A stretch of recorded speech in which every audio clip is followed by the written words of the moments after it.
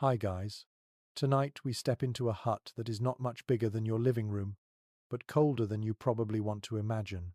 The year is somewhere in the 1302nd.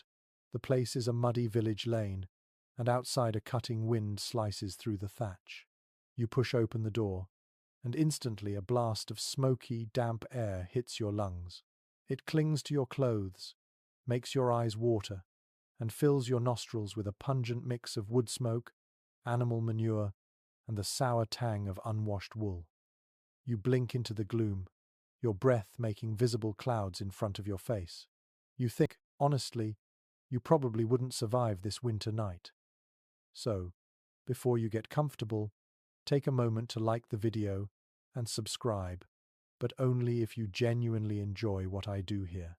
And if you feel like sharing, tell me in the comments where you are in the world right now and what time it is for you.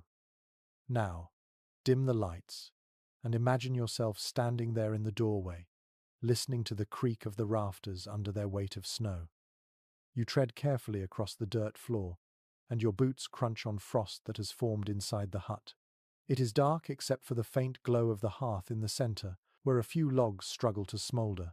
Smoke curls lazily upward, or at least tries to. It collects thickly beneath the low rafters, since the hole in the roof doesn't draw well. You cough. Your eyes sting. For a moment, you wonder if sleeping outside might be more breathable. Yet this is what counted as warmth for peasants in the Middle Ages.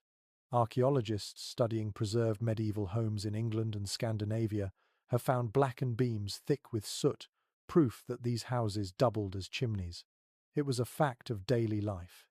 If you wanted heat, you lived in smoke. Scholars still disagree over whether constant smoke inhalation contributed more to lung disease than to parasite control, because the smoke did kill some insects, in a small mercy. You glance around and realize the walls are wattle and door branches plastered with mud. They look solid enough, but in truth they bleed cold air through every seam. You reach out, touch one with your palm, and feel a hard crust, almost frozen to the touch. A thin draft snakes down your sleeve. Medieval building regulations, such as they were, didn't involve insulation. What you had was mud, straw, and prayer. Still, you notice effort to make it home. Herbs hang drying above the hearth, their scent faint under the smoke. A crucifix of rough wood leans in a corner. A few pots, patched with lead, line the shelf. You crouch near the fire and extend your hands, but the warmth fades almost as quickly as it touches your skin. No wonder families went to bed early. Why waste daylight on freezing wakefulness when lying down together conserved at least some heat? You think about the sheer vulnerability of these nights. Wolves roamed the edges of villages. Thieves sometimes struck when doors were only wooden latches, and the darkness itself was frightening. In winter, night lasted 14 or more hours. Imagine being confined in a smoke-filled box that long. Perhaps that's why people turned bedtime into a communal affair. Families sang, told tales, prayed, and shared silence before drifting to sleep. One quirky tidbit: records from manorial courts occasionally mention fines for excessive noise at night, suggesting even peasants complained about rowdy neighbors through those thin walls. Apparently, medieval village life could be noisy, even in the dead of winter. As you sit there by the hearth, you notice frost forming on the inside of the thatched roof. Now and then, it melts in droplets that fall like little icy needles onto your back. Children scamper barefoot across the earthen floor, unfazed, their feet hardened by a life lived close to the ground. They dive under a heap of straw where blankets are waiting, squealing at the cold before the mass of bodies warms them up. You're invited, of course. A hand beckons from the darkened corner. You hesitate. You like your modern bed too much, but curiosity wins. You shuffle over and peer down at the bed. It's nothing more than a raised wooden platform shoved against the wall, topped with a heap of straw, flattened wool sacks, and patched rags. Yet in this dim hut, it is the center of life.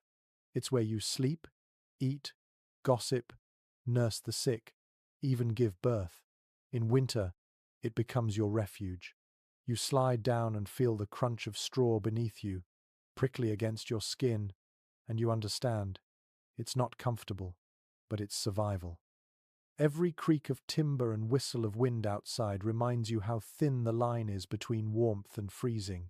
Your mind drifts. How many winters could a peasant endure like this? Historical records show high mortality rates, especially among infants and the elderly, in winter months. Yet families clung to life with remarkable resilience. Some historians argue that peasants simply accepted suffering as part of God's plan, while others suggest they developed coping strategies we underestimate. The debate continues, but tonight, lying on straw under a smoke-stained roof, you sense both suffering and resilience woven together. Your eyelids grow heavy as the hearth embers fade to faint orange. You can still hear the muffled grumble of livestock outside, penned close to the hut for safety. Soon, they'll join you literally inside. But that, you realize, is another layer of winter survival. For now, you lie still, listening to the drip of thawing frost, the hiss of smoke, and the steady breathing of those around you.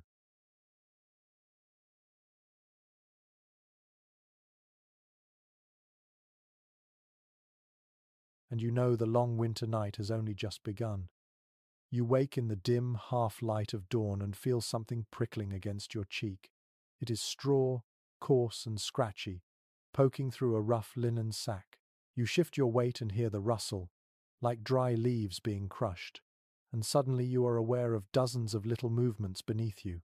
Fleas, lice, mites. Your skin itches even before you truly feel them. Welcome to a medieval bed. Most peasants didn't have wooden frames or soft mattresses. What you have is a sack of straw, sometimes stuffed with hay, reeds, or even moss if times were desperate. It is called a palliasse. Every few months, families replaced the filling, because after a season it became flattened, damp, and alive with tiny creatures. Imagine lying down at night already resigned to scratching until you dozed off. This was daily reality. One mainstream fact here. Medieval documents and later accounts describe these straw mattresses as standard furnishings in poor households across Europe. In some places, wealthier peasants might have added a thin wool coverlet, but mostly it was straw in a sack. And yes, historians still argue whether these sacks were placed directly on the floor or on crude wooden frames. Evidence varies by region. Excavated homes in Scandinavia suggest simple raised platforms, while English cottages show impressions of bedding straight on earthen floors. You roll over, and the straw pokes through again, stabbing into your shoulder. A pungent smell rises, sweet at first, then sour, because damp straw soon turns musty. You wrinkle your nose and wonder how anyone fell asleep here. Yet people did. Exhausted from dawn to dusk, labor in fields or workshops. Fatigue overcame discomfort, and bodies pressed together masked the worst of the smell. One quirky tidbit: some records mention peasants using chaff, the husks left after threshing grain, as mattress stuffing. It was abundant, free, and unfortunately sharp. Imagine sleeping in a sack full of razor-like fragments. Not exactly luxury memory foam, but when your choices are sharp husks or freezing dirt, you learn to be grateful. As you settle back down, you notice how noisy Straw Island. Every movement is an announcement. A squeak, a crunch, a sighing sound. Children tossing and turning would set off a chorus of rustles. Privacy was non-existent, of course, but the soundscape of a medieval night was a thing unto itself. Creaks, snores, whispers, scratching animals, and the constant crunch of straw formed the lullaby of the village. You close your eyes and think of how modern people treat beds as sanctuaries. Here, though, the bed is more of a functional patch of ground, just enough to separate you from Earth's chill. Comfort was not the goal. Survival was. You wonder whether your back would last a single season on such a lumpy heap. Chronic pain must have been common. There are even medieval remedies recorded for stiff joints from lying, often involving warm compresses of herbs. Scholars sometimes debate whether poor posture and hard beds shortened working lives. though others argue the endless farm labor was culprit enough. A sudden itch crawls up your arm. You scratch furiously. You're not imagining it. Bedbugs were a medieval plague long before they became a modern hotel horror story. Herbs like pennyroyal, tansy, and wormwood were burned or tucked under straw to repel them, though their effectiveness was doubtful. Some peasants smoked their bedding deliberately, hanging sacks above hearths to kill vermin. The result? Bedding that smelled like a bonfire, still better than an infestation. In the corner, an elderly woman mutters about changing the straw tomorrow. She means pulling the whole mattress apart, tossing out the mouldy chaff, and stuffing the sack with fresh cuttings. This task usually fell to women and children, and though it was messy, it was essential. Neglected straw beds could harbour rot and disease. One historical fact notes that hospitals and monasteries also relied on straw bedding, replaced regularly as part of hygiene routines. Even in the humblest village hut, this wisdom was known. You shift again, and a small avalanche of straw dusts your face. You sneeze, startling a child beside you. The child giggles, pulling the blanket higher. And for a moment, despite the fleas, the itch, the mustiness, you feel something strangely cozy. This prickly heap of straw is not meant to be comfortable, but it is warm when packed with bodies. It is familiar. It is family. Still, your modern mind can't quite accept it. You long for springs, feathers, memory foam, anything that doesn't crawl. But the reality is that peasants endured night after night of this, year after year, and managed to wake, stretch, and return to labor. As you lie back, scratching absent-mindedly, you realize how much resilience is woven into every straw of this bed. You sigh, your breath visible in the cold air, and listen to the rustle of straw as everyone settles again, waiting for true sleep to come. You shift in the straw, still itchy from the phantom crawling on your skin, and you realize something else. There is no such thing as your bed, not in this hut.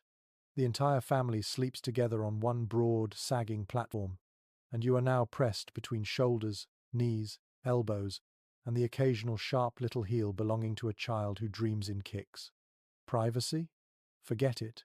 In a medieval peasant's life, bedtime was communal, crowded, and filled with the intimacy of sheer necessity. The air is thick with warmth from shared breath. Every inhale carries the scent of wool, smoke, and earth, and every exhale clouds faintly in the cold before vanishing. The walls are too thin to hold heat, so the only reliable heater is flesh against flesh. You turn your head and bump noses with a child. She giggles, then burrows back under a patched blanket. You feel someone else's rough hand resting on your arm, grandfather maybe, or an older brother, and though the touch is accidental, you leave it. Everyone relies on everyone else. One mainstream historical fact: in much of medieval Europe, entire households shared one sleeping space, often a single raised bed or large pile of bedding. Court records and folk tales confirm this, describing families huddled together in a heap. The practice wasn't just cultural, it was survival. In houses where temperatures dropped near freezing, especially in Northern Europe, you didn't waste heat by sleeping alone. Even wealthier peasants who had slightly more space usually still crammed multiple people into one bed. As your body adjusts, you notice how carefully the sleeping order is arranged. Children closest to the middle, shielded by adults on either side. Infants sometimes slept, swaddled against their mother's chest, wrapped so tightly in cloth that they looked more like a loaf of bread than a baby. Grandparents were often positioned at the edges, where it was colder, since the younger needed warmth more urgently. You can see how this simple arrangement both kept everyone alive and reinforced family bonds. And yet, scholars still disagree on the details. Did families always sleep in strict order, or did habits vary by region? Some argue that texts suggesting structured sleeping hierarchies might be moralizing exaggerations by clerics who disapproved of so much bodily closeness. Others say archaeological and folkloric evidence points to a very practical system of positioning for warmth. The debate lingers, And you, lying here with a stranger's knee against your ribs, suspect the answer was probably both. One quirky tidbit makes you chuckle. Medieval jokes often teased peasants for their overcrowded beds. There are verses where a man claims he slept with his wife, his children, his servant, and the dog all on one mattress, a sort of medieval stand-up comedy routine. Apparently, even then, people found humor in the absurdity of a bed so crowded that you had to fight for elbow room. You roll onto your back, gazing up at the blackened rafters above, and feel a weight on your stomach. A toddler has clambered over you, wriggling until he finds a comfortable hollow beside your hip. His hair smells faintly of wood smoke and something sour milk, maybe. He sighs contentedly and drifts to sleep. It dawns on you that for medieval peasants this was more than practical. It was emotional security. Children didn't go to bed alone in a cold corner. They slept literally wrapped in the heartbeat of their family. But this closeness also had its tensions. Imagine lying shoulder to shoulder with your entire household after a long day. The snores, the shifting bodies, the occasional flatulent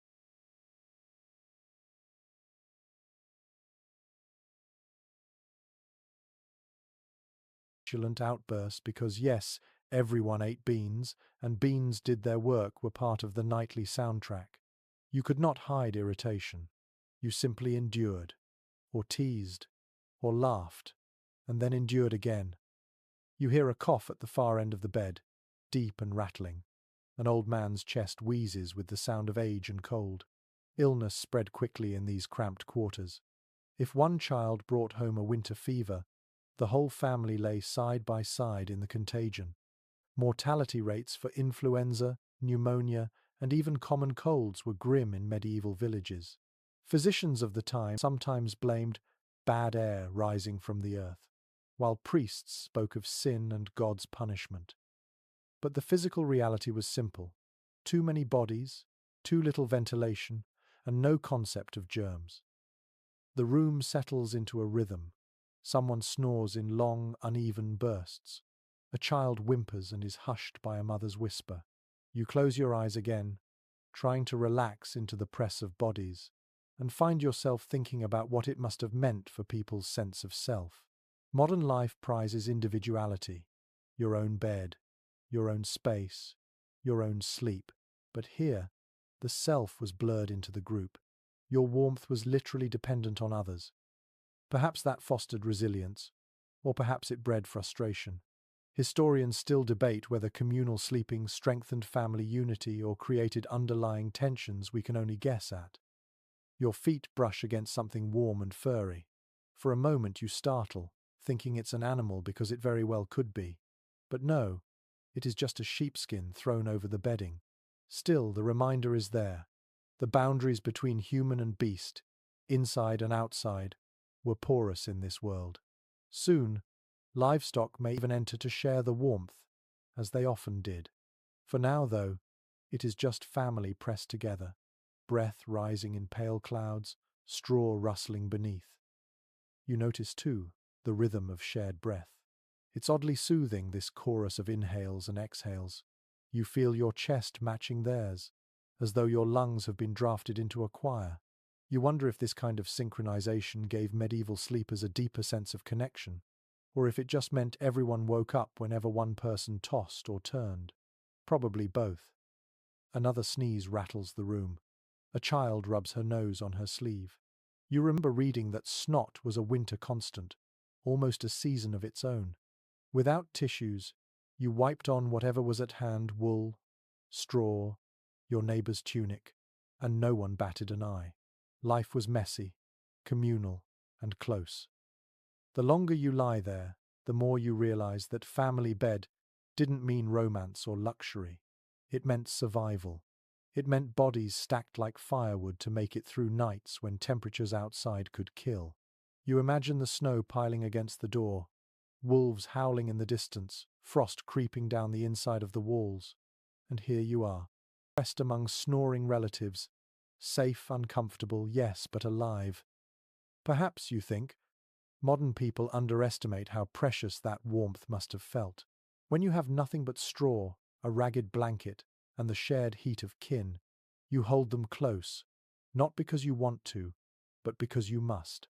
And in that necessity, maybe, there was comfort of another kind. You sigh into the darkness, scratching again at your arm, and let the murmur of voices fade as sleep pulls at you once more.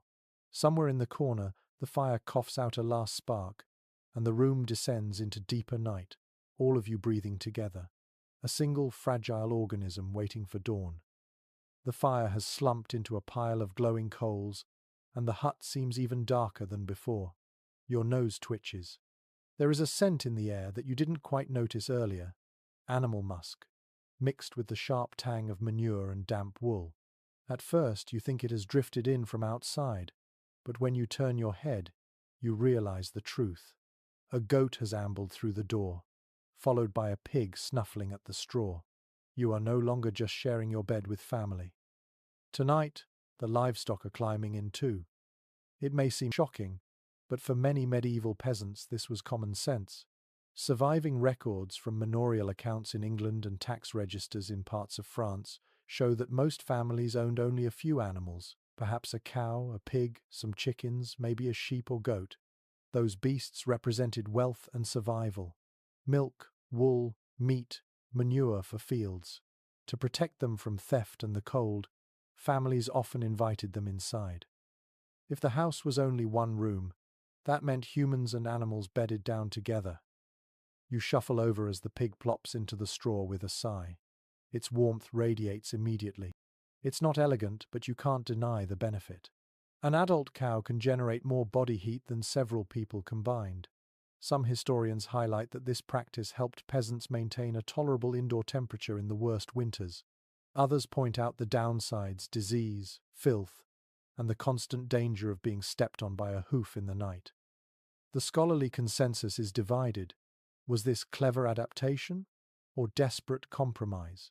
Perhaps both at once. One odd little custom worth noting is that some villages in the Alps nicknamed the family cow the hearth cow because her presence was as valuable as the fire itself. She didn't just give milk, she gave off steady warmth like a living stove. Chronicles from the 15th century describe families placing children directly beside the animal, wrapped in blankets, so that their little bodies could soak up the cow's heat. You, lying here in the straw, start to understand why. The goat presses against your feet, and you feel the warmth rising. It is, against all odds, almost cozy. Still, it isn't idyllic. The goat sneezes, showering you with dampness.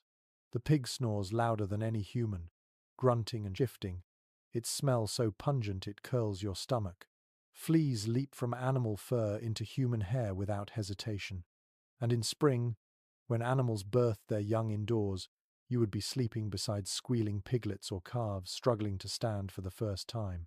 The boundaries between farmyard and bedroom blurred until they disappeared altogether. Imagine the soundscape: chickens clucking and rustling in the corner, a cow's heavy breath filling the room, the scuffle of hooves on the dirt floor. Add to that the cough of your grandfather, the whispers of your siblings, and the occasional crackle from the fire, and you have a symphony of rural survival. Sleep came not from silence but from exhaustion, your body finally surrendering despite the noise. Archaeologists excavating medieval dwellings in Scandinavia have found animal pens built directly into houses, with only low wooden partitions separating beasts from people. In some English cottages, the evidence suggests no barrier at all. The animals literally lived in the same space. Researchers continue to disagree about how widespread this practice was.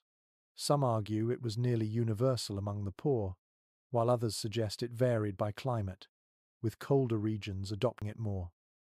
The lack of precise evidence leaves the debate open. But tonight, in your imagination, there is no doubt. You are nose to nose with a goat. You try to turn away from the smell, and your hand lands in something damp. You recoil. The pig has left you a small gift in the straw. That too was part of life. Families raked out manure every morning, sometimes spreading it directly onto fields. The very bedding you sleep on could later be scooped, dung and all, to fertilize crops. Waste was never really wasted. Still, as you wipe your hand on a ragged blanket, you can't help thinking that modern concepts of hygiene would not have survived here. The presence of animals wasn't just about warmth, it was also about security.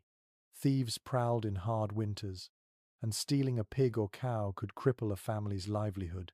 Bringing animals indoors kept them safe. Some medieval laws even prescribed fines for those caught stealing livestock at night, hinting at how common the crime was. By sleeping beside your cow, you weren't just gaining warmth, you were also standing guard. And there is another layer: companionship. Chroniclers occasionally remark on the affection peasants showed their beasts. A woman might hum to her cow, a child might cuddle a lamb like a pet. In nights this long and this cold, perhaps the comfort of another warm body, even an animal's, was worth the inconvenience. You glance at the goat dozing beside your feet and, against your better judgment, you feel a sliver of gratitude. But it was not without risk. Diseases could leap from animals to humans, though people didn't understand contagion in the modern sense. They spoke instead of bad airs or curses. Later research would reveal zoonotic illnesses like tuberculosis likely spread in such conditions. Some experts remain split on just how devastating these cross-species infections were, since peasants already faced so many other hazards. But lying here, coughing into the smoky air, you can imagine the health toll. The pig shifts again, pressing its heavy body against your side, and suddenly you're warmer than you've been all night. You sigh, letting the heat seep into your bones, even as the smell makes your eyes water. Survival often asks you to choose comfort over pride. You realize that in this cramped hut, with family on one side and livestock on the other, peasants found a balance. They endured the filth because the alternative was frostbite and death. The night lengthens. Outside, snow taps softly against the thatched roof. Inside, the goat sighs, the cow shuffles, your sister snores, and the fire fades. You are wrapped in a tapestry of human and animal life, woven together by necessity. You scratch at a flea bite, pull the blanket higher, and let the rough symphony lull you back towards sleep. And as you drift, you wonder not for the first time whether these peasants pitied themselves, or whether they simply accepted this strange intimacy as the way of the world. Maybe both. Either way, winter goes on, and the animals stay close. The night stretches on, and you become more aware of how fragile every layer of protection feels. The wind scratches against the wattle walls, slipping its fingers through cracks, and you instinctively pull something rougher and heavier across your shoulders. It is a patchwork of furs, wool scraps, and ragged cloth stitched together so many times that no original piece remains visible. You curl beneath it, grateful, though you feel the stiff seams scratching at your chin. This is the world of medieval coverings, more treasure than luxury. Surviving inventories from rural households show that blankets and furs were often among the most prized possessions. A simple wool coverlet might be listed alongside pots and tools when estates were divided, because textiles were costly to produce and lasted for generations. For poorer families, one blanket might serve them all. The word quilt, in the modern sense, was rare. What you feel over you is more like a heap of anything that holds warmth. Sometimes it was sheepskin, sometimes old clothes sewn into larger cloths, sometimes literal rags pieced together. You shift your weight, and the blanket slides, exposing a corner of rough fur. It smells faintly of smoke, mutton fat, and sweat, yet the heat it traps is undeniable. Wool, unlike linen, keeps insulating even when damp. Farmers knew this and spun whatever coarse wool they could gather into threads for weaving. Some wealthier peasants might even trade for dyed cloth, though the deep reds and blues were out of reach for most. Your blanket is a muddle of brown, grey, and faded green earth tones of survival rather than fashion.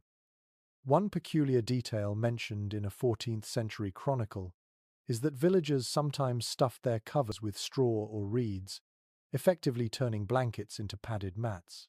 Imagine the rustle each time you moved, like sleeping inside a scarecrow.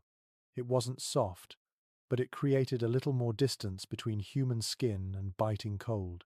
You tug your own blanket tighter, half hoping not to hear that straw-like whisper inside. As you huddle beneath the coverings, you remember that these weren't merely functional items. They carried emotional weight. A mother's blanket might pass to her daughter.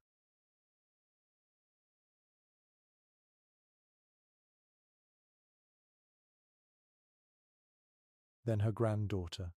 Patches told family stories, one square from a worn tunic, another from an old apron.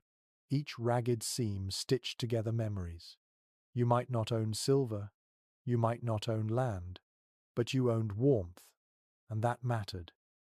The fire pops faintly, sending a spark across the floor. Someone mutters in their sleep and pulls at the blanket, trying to claim more of it. You feel the familiar tug of war, and suddenly your toes are exposed to icy air. This nightly battle over shared coverings was so common that medieval jokes referenced it. Better to marry for a blanket than for love, one verse quipped, hinting that warmth could be more persuasive than romance. But there is a darker layer too. Chroniclers noted disputes over stolen textiles. A blanket was valuable enough to be pawned or stolen, and manorial courts sometimes punished villagers for taking each other's coverings. The fact that such cases appear in legal records proves how vital these ragged layers were. No one risked winter without them. Specialists can't quite agree on whether poorer households had true fur covers or only rough wool. In colder climates like Scandinavia, archaeological finds show sheepskins were common, sometimes laid fur side down against sleepers. In warmer areas, people may have made do with lighter cloths. The evidence is patchy, leaving room for interpretation.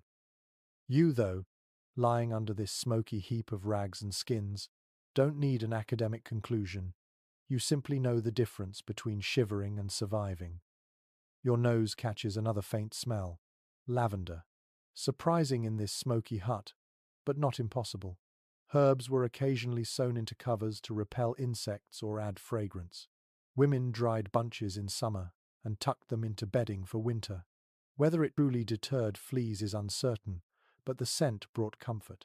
You breathe deeply, grateful for even a trace of sweetness in the heavy air. You think of noble houses where tapestries hung thick on walls, blocking draughts, while beds were layered with velvet, silk, and imported furs. Compared to that, your rags seem pitiful. Yet nobles too complained of the cold, their stone chambers more frigid than a peasant's smoky hut. Rich or poor, no one truly escaped the bite of medieval winter. The difference lay only in the softness of what you wrapped yourself in. The pig beside you stirs, snorting, and your blanket slips again. You clutch it fiercely, unwilling to lose the one barrier you have against the frost. The goat noses at a corner, curious, and you swat it away. Even animals know the value of cloth in this cold. You smile wryly at the thought of defending your blanket from a goat in the middle of the night. A child rolls closer, pressing against your side, and you instinctively share the covering. That is how it worked. One blanket stretched across many bodies, each tugging, each yielding, warmth distributed unevenly but at least shared. In those moments, survival was a group negotiation, stitched as tightly as the seams on your ragged quilt. Outside, the wind moans, rattling the wooden latch on the door. Snow drifts pile silently against the threshold, but inside, under patched wool and smoke-soaked furs, you endure. You scratch at a seam, smell the mutton fat again, and settle deeper into the straw. The blanket scratches, the air bites, but the warmth gathers, and that is enough. And you can't help but wonder, drifting toward uneasy dreams, if peasants ever imagined beds of down feathers, crisp linen, or heated rooms. Perhaps they did. Or perhaps, after endless winters, they accepted that patched rags and stubborn wool were not failure but family, the threadbare comfort that kept them alive. The fire is nothing now but a dull red glow, swallowed by ash, and you notice how quickly the chill creeps back in.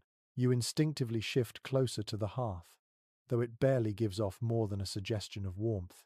Your eyes follow the slow curl of smoke that refuses to leave, trapped beneath the rafters, drifting like a ghost above the room. You cough into your sleeve, and it dawns on you that this smoky hearth is both your greatest comfort and your constant enemy. Evidence from excavated cottages shows hearths positioned right in the middle of the floor, with no chimney, only a hole in the roof or wall. The idea of a controlled fireplace, neatly framed with bricks and flue, was a luxury most peasants never knew. Instead, the fire smouldered low and smoky, often filling the house until beams were coated black. Archaeologists can still see this centuries later, the soot preserved on timbers like fingerprints of survival. The embers you watch are all that remain of logs carefully rationed. Firewood was never endless. In fact, written complaints from medieval manor rolls reveal fines for peasants who gathered wood illegally from a lord's forest. Timber rights were tightly controlled, so every branch burned in your hearth was precious. You understand why the fire is allowed to die to embers stretching fuel through a long winter night demanded discipline. One peculiar story appears in folk traditions. Some families banked their embers under ash before bed, covering them carefully so the coals would smoulder until morning. They called it sleeping fire. In the morning, they stirred it awake again with dry twigs, coaxing life back into it without striking flint. Imagine the relief of seeing those faint red sparks still alive at dawn. Tonight, you crouch closer, nudging the ashes with a stick, and you can see why people treated fire almost like a living companion. But the reality was grim. The smoke stings your eyes, making them water constantly. It lodges in your throat, scratching like grit. Records from medieval physicians describe chronic coughs, catarrh, and other ailments that we would now recognize as smoke inhalation damage. Some experts today argue that constant exposure inside these huts shortened lifespans, especially for women and children who spent more hours indoors. Others suggest that the smoke, ironically, had some benefits. It fumigated the home, discouraging insects and even slowing rot in the thatch. The academic debate continues, but you don't need data to tell you this is choking. You squint through tears, imagining what years of this would do to your lungs. The fire was never just for heat. It cooked every meal, boiled every brew, lit every dark hour. Without it, you had nothing. Families guarded their embers like treasure. In fact, there are accounts of neighbors borrowing live coals from each other, carrying them in clay pots through the night if their own fire died. Matches did not exist. Flint and steel could be fickle. So to lose the hearth meant panic. Picture yourself stumbling to a neighbor's door in the snow, clutching an earthenware jar, praying they still had a coal glowing inside. A curious little detail from some villages. Children were told to whisper charms to the embers before bed, asking the fire to sleep well and wake bright.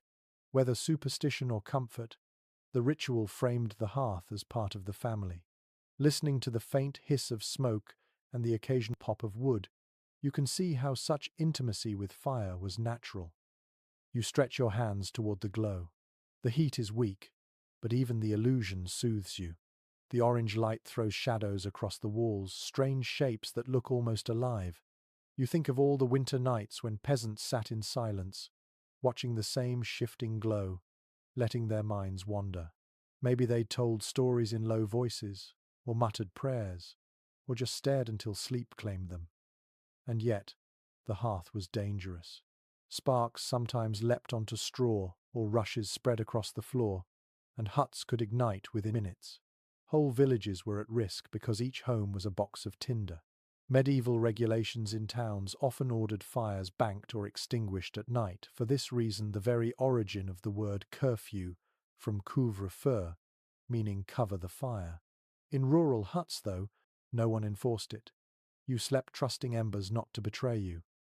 The pig snorts from across the room, startled by a crack of the fire.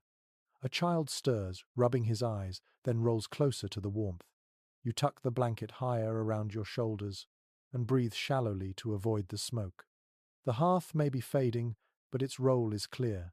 It is the fragile heart of this one-room world. Fragile and fickle, but indispensable. You imagine waking at dawn, stirring the embers with iron tongs, adding twigs, coaxing flame.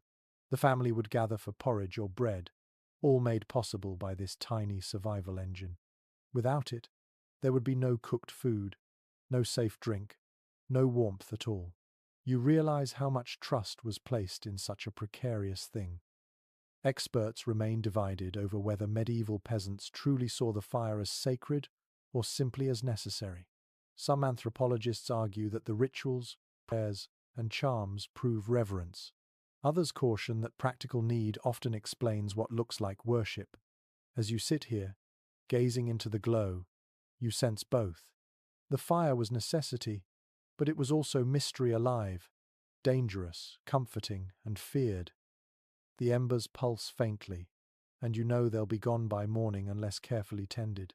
You lie back down, feeling the smoky warmth fade across your skin, and listen to the soft breath of family and animals. The hearth is no roaring blaze, no noble fireplace, but in this peasant hut it is enough to keep you tethered to life through another night. You cough once more, eyes stinging, and drift into a half-sleep, where the glow of the hearth is the last image you carry, a fragile ember in a winter without mercy. You stir in the straw, the smoke still clinging to your lungs, and suddenly you notice something odd about the air. It feels damp, heavy, and strangely warm in patches, though the fire has all but died. You breathe in deeply and realize what makes the difference. It is the heat of the people and animals around you, rising in faint clouds that collect beneath the rafters. You tilt your head and catch the sight of condensation glittering on the beams above, like beads of ice waiting to fall. In a world without insulation, the warmth of bodies was both comfort and curse. Medieval observers often described cottages in winter as sweating, the walls dripping with moisture from human breath. Archaeologists studying preserved timbers have even found mineral traces left by centuries of condensation. Imagine dozens of lungs exhaling in a single small room, all night long. The air grows steamy, then cold droplets rain back down. You pull the blanket higher, trying to dodge the drip from above, but there is no real escape. From contemporary accounts, we know this problem was nearly universal. Peasants couldn't afford glass windows, and their huts were poorly ventilated. When too many bodies shared the same space, the atmosphere turned humid and oppressive. Chroniclers noted children waking with damp hair, even though the outside world was frozen stiff. You, lying here with your scalp wet from a rafter's drip, can almost feel the chill creeping under your skin.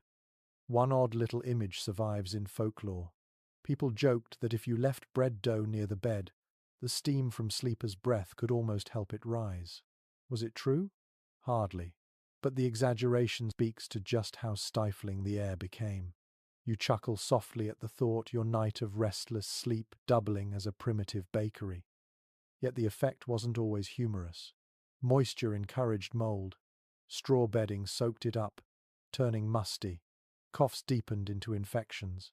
Some modern researchers argue that this cycle, dampness, chill, and crowding, was a key reason winter was the deadliest season for peasants.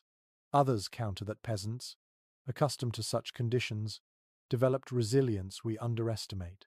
The scholarly debate remains unresolved, but as you wipe a cold drip from your forehead, you sense the danger yourself. Your ears pick up the subtle chorus of sound, snoring, wheezing, the whistle of someone's congested nose. You realize that you are breathing not fresh night air, but the recycled output of dozens of lungs. Each sigh carries warmth, but also germs. In this tiny space, no cough goes unnoticed. The old man's hacking rattles through the room again, and you understand why sickness spread like fire in winter huts. Still, there was an undeniable upside. That mingled breath created a microclimate of sorts, a thin layer of warmth that softened the edge of frost.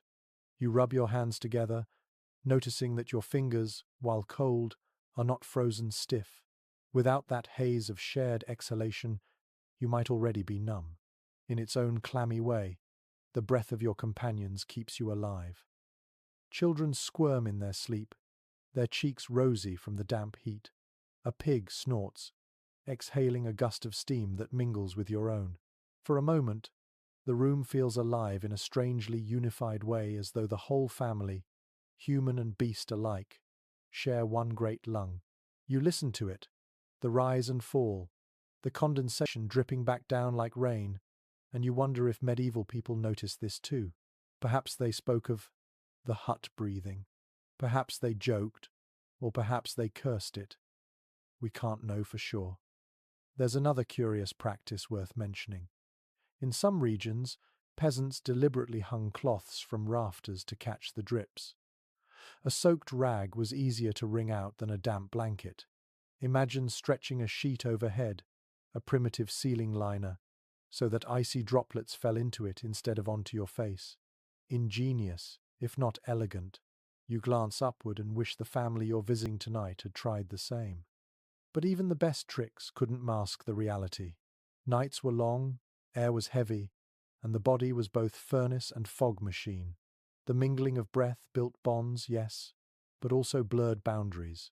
You think of how strange it would feel today to inhale the warmth of your neighbors night after night. Yet, for them, it was natural, unquestioned. Survival demanded it. Experts remain divided over how peasants perceived such conditions. Did they grumble about the damp, or did they simply ignore it as inevitable? Some accounts suggest irritation complaints of dripping houses appear in folk sayings. Others imply indifference, as though no one considered dryness a possibility. The truth, as so often, lies somewhere in the haze. A droplet finally lands on your cheek, startling you awake again. You swipe it away, half amused, half annoyed. The child beside you mumbles something unintelligible and pulls closer. You sigh, allowing the warmth of shared breath to soothe you despite the discomfort.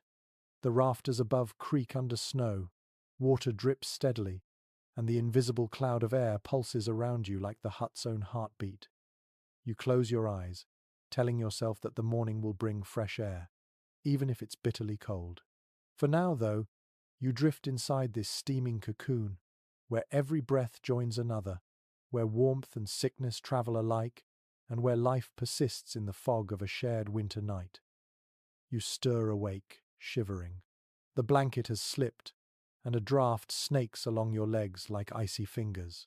You grope in the dark, following the cold to its source, and soon discover the culprit, the window. Calling it a window feels generous. It's no glass pane, just a hole cut into the wall, barely larger than your head. Tonight, someone has stuffed it with rags and bits of wood, but the wind has found its way through the gaps. Each gust carries a whistle, faint but sharp, and you suddenly realize how much of the night is shaped by the struggle against drafts. From preserved cottages across Europe, archaeologists confirm that most peasants never saw glass in their lifetimes. A few wealthier homes used animal horns scraped thin or oiled parchment, translucent enough to admit light, but those were luxuries. The majority of villagers endured winter with openings blocked by shutters, boards, or simple cloth. Light was sacrificed for warmth. You picture how, by day, the interior must have been nearly cave dark, all to stop the endless assault of wind. You reach out and touch the rags wedged into the frame. They are damp, stiff with frost, and when you press them, you feel the air seeping through. Families did what they could, shoving moss, straw, or even manure into cracks to plug them. A 15th century household account mentions winter cloths, specifically set aside for windows, ragged bits reserved for draft, fighting rather than daily wear. You almost laugh at the idea of a wardrobe plugging holes. But tonight, feeling the icy fingers against your calves, you understand. One amusing little note from folklore claims villagers sometimes used fish bladders as makeshift window coverings. Stretched and dried, they were translucent enough to admit a dull glow while blocking wind. Imagine going to bed with herring skin windows, unlikely to smell pleasant, but resourceful nonetheless. The child beside you whimpers in his sleep, clutching your arm, and you instinctively shift so your body shields him from the draft. That was part of survival, too, blocking one another from the cold, creating human barricades against the air. Sleeping positions weren't just about comfort, they were tactics. Grandparents often bore the edges, children tucked into the middle, and adults shifted as needed. The rags in the window may fail, but the family wall holds. Academic opinion remains divided on how effective these draft-proofing methods really were. Some scholars argue that the effort was symbolic, providing psychological comfort more than physical relief. Others suggest that even small reductions in airflow could mean the difference between frostbite and endurance. The truth is hard to measure from centuries away, but as you huddle here, every little scrap of cloth feels vital. The wind sighs again, rattling the frame. You imagine long winter nights filled with that sound, the endless moaning of wind through imperfect seams. Medieval literature sometimes personified it, the wind that sings through the walls, as one English ballad puts it. You listen, and indeed it does sound like a song, eerie and thin, rising and falling with each gust.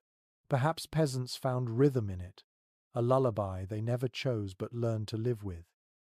You think of noble houses with their leaded glass, expensive and fragile, glowing with candlelight behind coloured panes. Compared to this ragged hole, those chambers must have seemed magical.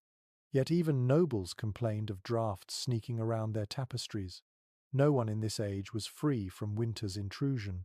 For peasants, though, there was no buffer. The wind slept in the same room as you, uninvited and unrelenting. The rags shift again, and this time snowflakes blow in, melting instantly on your blanket. You brush them off, teeth chattering. Someone across the room stirs, curses softly, and wedges another plank against the frame. The sound of hammering echoes briefly, then fades, swallowed by the night. Temporary solutions always temporary. Tomorrow, more snow, more wind, more scrambling for scraps to shove into gaps. There's a strange intimacy in it. Every object in the house, from broken tunic to leftover straw, can become part of this battle against cold. Nothing wasted. You imagine children tasked with gathering moss to stuff into holes, mothers patching cloth, fathers trimming boards. Draft-proofing wasn't a one-time job. It was constant maintenance, as essential as tending animals or stirring embers. A drop of melted snow lands on your forehead, sending a shiver down your spine. You roll to face away from the window, pressing closer to the mass of sleeping bodies. The goat at your feet shifts, blocking some of the draft. You sigh in relief, silently thanking an animal you once swatted away. The whistle continues, though softer now, dulled by the extra plank. You let it blend into the background, a reminder that the hut is porous, that nature always finds a way in. And perhaps that was part of the medieval mindset too. Not conquering winter, but enduring it patch by patch, night by night. Your eyes close again, lulled by the faint sigh of wind and the warmth of bodies. The rags in the window may never hold perfectly, but they hold enough. And enough, in this world, is survival. You shift beneath the patchwork blanket, and something scratches against your neck. It isn't straw this time, it's wool. Thick, coarse, and unwashed, it scratches like sandpaper, but you tug it tighter anyway. In the medieval world, what you wear to bed is rarely different from what you wear during the day. The tunic you pull over your head in the morning is the same one you curl into at night. Pajamas, as you know them, do not exist. From monastic records and wills, we know that the basic garment for peasants was the woolen tunic knee-length for men, longer for women. It was often their only major piece of clothing. When it grew too thin, they patched it. When it tore, they layered another rag beneath. At night, peasants simply kept the tunic on, perhaps wrapping a cloak or extra shirt around themselves if they owned one. In colder regions, a hood or coif covered the head, since so much body heat escapes there. You run your fingers over the edge of your hood now, grateful for the rough fabric, even as it prickles against your skin. Peculiar practice, described in some later accounts, was to stuff straw into socks or shoes as insulation. Imagine going to bed with little straw bundles wrapped around your feet. It was not comfortable, but it blunted the chill. Tonight, your toes ache with cold, and you almost wish someone would hand you a bundle of hay to try it. Researchers continue to disagree about how layered peasant clothing truly was in winter. Some argue that people wore multiple tunics at once, shedding them only in summer. Others think that the poor simply lacked enough textiles to do so. The evidence varies by region. Scandinavian finds show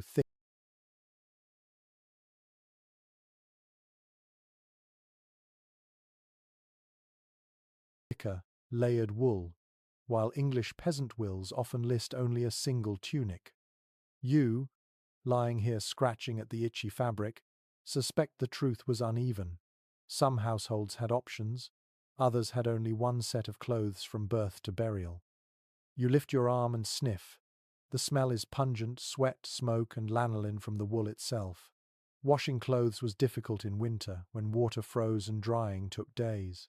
More often, people brushed dirt off, or smoked garments over the hearth to kill lice. Your tunic carries the scent of every fire you've sat beside, every day's labor in fields and stables. It is a history written in odor, one you carry even to bed. There is an odd little tidbit from a 15th century English household guide. It advised that children sleep clad in their smocks, the simple linen undergarments, to preserve woolens from wear. That suggests that when possible, people valued their outer layers enough to remove them at night. But linen was cooler, and in freezing huts practicality often won. Tonight, you cling to wool despite the itching, because the idea of stripping down is laughable. Your mind wanders to noble chambers again, where fine linen nightshirts and even fur-lined gowns existed. Some aristocrats wore caps to bed, decorated with embroidery. The contrast is sharp. While you itch in coarse wool, nobles complained of silk being too slippery on feather mattresses. Yet despite the difference, both rich and poor feared the same enemy, the cold. The child curled beside you wears a smaller version of the same tunic, patched at the elbows. His hair smells of smoke, and his breath is hot against your chest. You tug your cloak over him as well, sacrificing your own comfort for his. That, too, was part of the nightly ritual, redistributing what little clothing and coverings existed so that the weakest survived. Parents often bore more of the cold so children could live.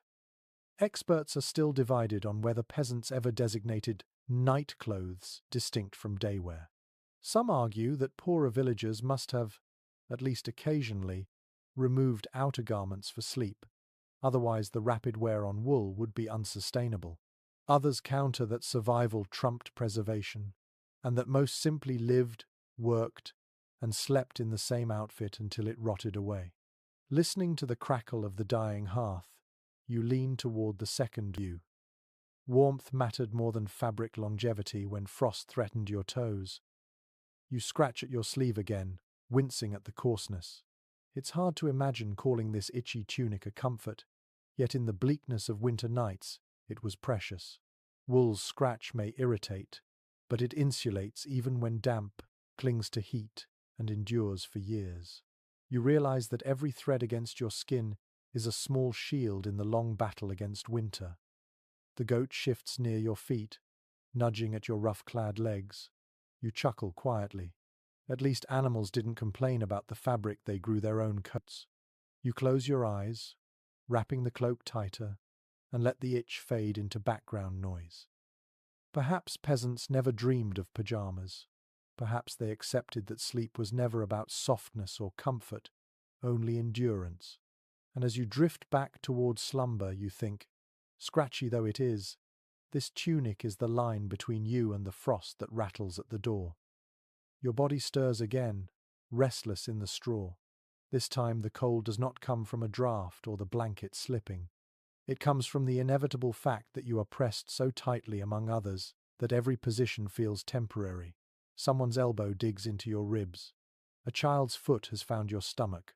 You wiggle, trying to claim a patch of space, but as soon as you move, another body follows. It is a strange dance, half unconscious, half deliberate, performed in the darkness of every medieval hut, the shifting choreography of sleep. Historical sources occasionally describe communal sleeping formations. In some households, people deliberately curled into spoon-like chains, each back pressed to the next, so that heat passed along the line. It is easy to imagine the rhythm of it. One turns, and the whole chain rolls like a tide. In other families, sleepers arrange themselves in a huddle, feet toward the fire, heads toward the wall, forming a circle of warmth. Archaeologists studying soot patterns on floors have suggested that such arrangements left imprints in straw bedding. You, lying here in a cramped heap, can almost see the geometry of survival drawn into the very ground. One peculiar reference comes from a 14th century French manuscript describing peasants turning like oxen yoked in a field. It sounds mocking, but you recognize the truth of it. There is a rhythm in this bed, and you cannot ignore it. The child beside you stirs. You shift to make space. The old man wheezes, and someone props him against the wall. A goat pushes closer, and everyone adjusts around its bulk. Sleep is not static. It is movement shared. And yet, it is not random. Families developed rules, whether spoken or not. Younger children belonged in the middle, elders at the edges, parents between to anchor them. Sometimes, to maximize warmth, people lay head to foot, creating a patchwork of limbs where no one's chest was left bare to the air. Try as you might to carve out privacy, you end up a piece in a larger puzzle. Modern scholars still disagree about how carefully such sleeping patterns were planned. Some suggest they were routine, a nightly strategy for warmth. Others argue that people simply collapsed into heaps after exhausting days, order only forming from habit. The evidence is frustratingly thin. Beds rarely preserve their secrets, but you suspect both are true. Strategies existed, but exhaustion often dictated the final shape. The quirkier side of these arrangements appears in songs and jokes. One ballad teases a husband for ending up beside the sow after his wife claimed the warm middle. Another proverb warns, "He who sleeps at the edge wakes with the frost," a reminder that the unlucky sleeper against the wall often froze. Tonight, you can sympathize. Your shoulder grazes the mud-plastered wall, and frost nips your skin like tiny teeth. You shuffle quickly toward the middle, unapologetic, because the difference between center and edge is the difference between shivers and warmth. Still, there was tension. Imagine spending every night crushed between relatives, overhearing snores, feeling their sweat, smelling their breath. Boundaries blur. Embarrassments become common. A sneeze lands on your face. A cousin mutters in his dreams. The pig shifts and rolls against your legs. At first it feels unbearable, then strangely normal, as though your body accepts the chaos because there is no alternative. You recall how monastic dormitories arranged monks in rows, each with his own pallet, sometimes separated by low partitions. The contrast is striking, communal, yet orderly, designed to suppress bodily chaos. In a peasant hut, though, there is no order beyond necessity. The structure is looser, the intimacy greater, the discomfort more frequent. Yet both systems share one truth: people rarely slept alone. Solitude in the medieval night was a rarity, perhaps even a danger. As the night deepens, the movements continue. Someone in the chain rolls over, pulling the blanket with them. A chorus of groans follows. You hear muttered negotiations. "Give it back. I'm cold. Move your feet." Then a shuffle, a sigh,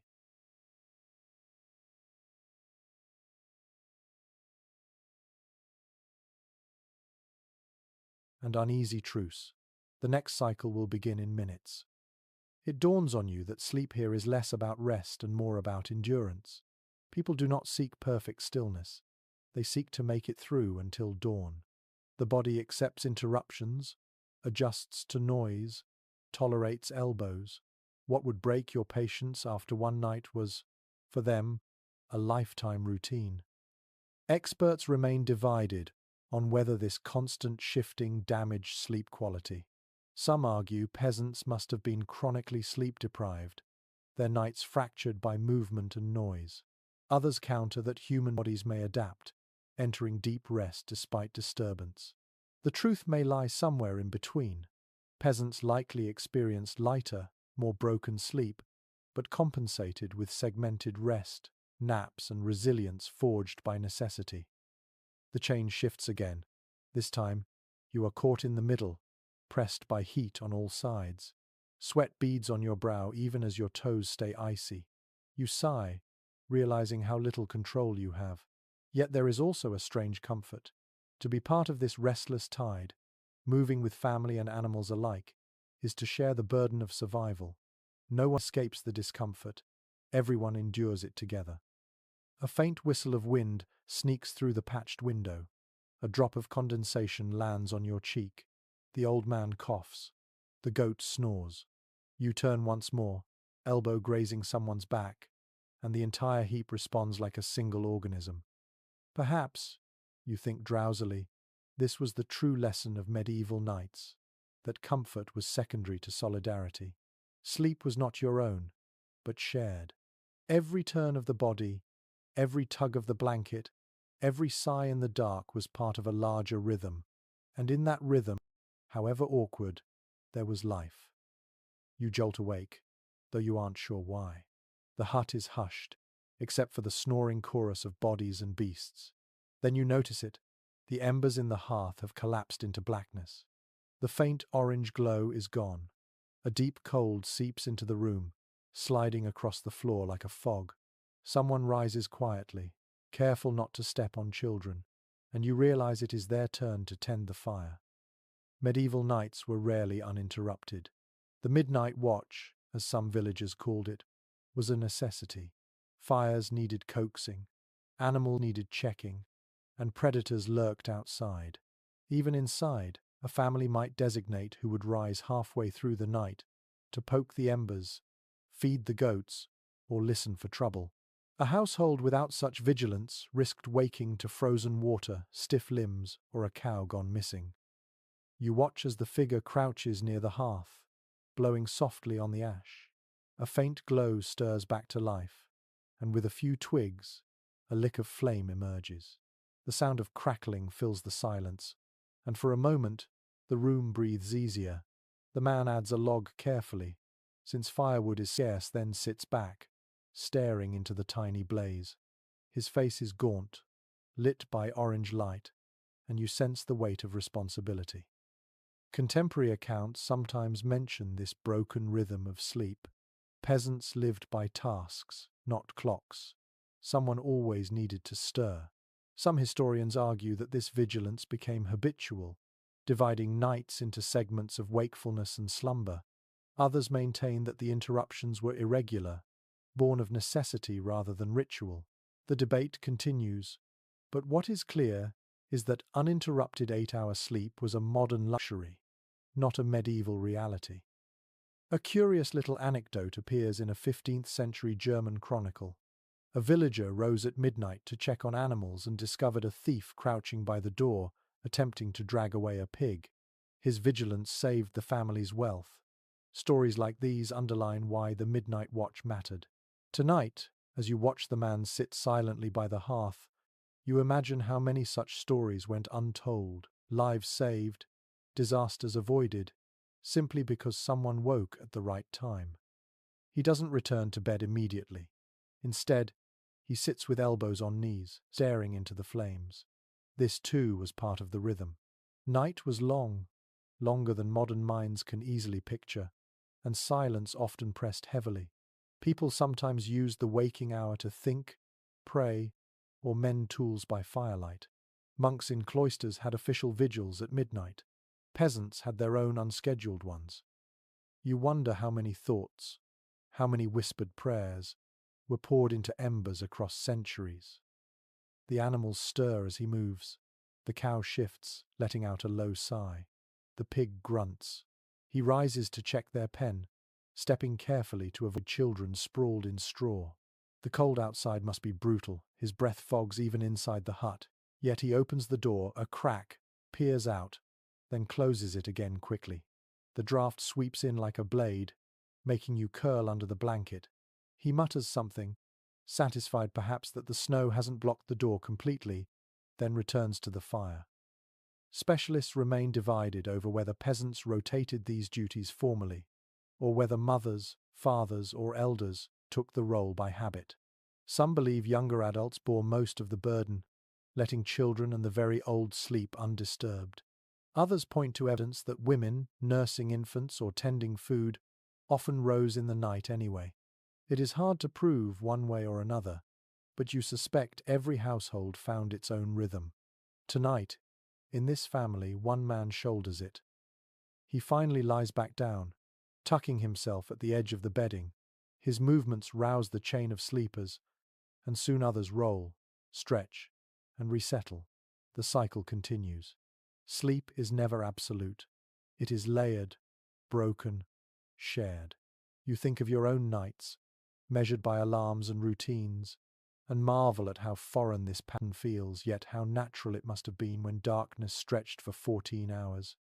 One detail worth noting is that people sometimes used the midnight watch for tasks we would consider daytime work. A woman might spin a bit of wool, a man might repair a tool, both illuminated by the small flame.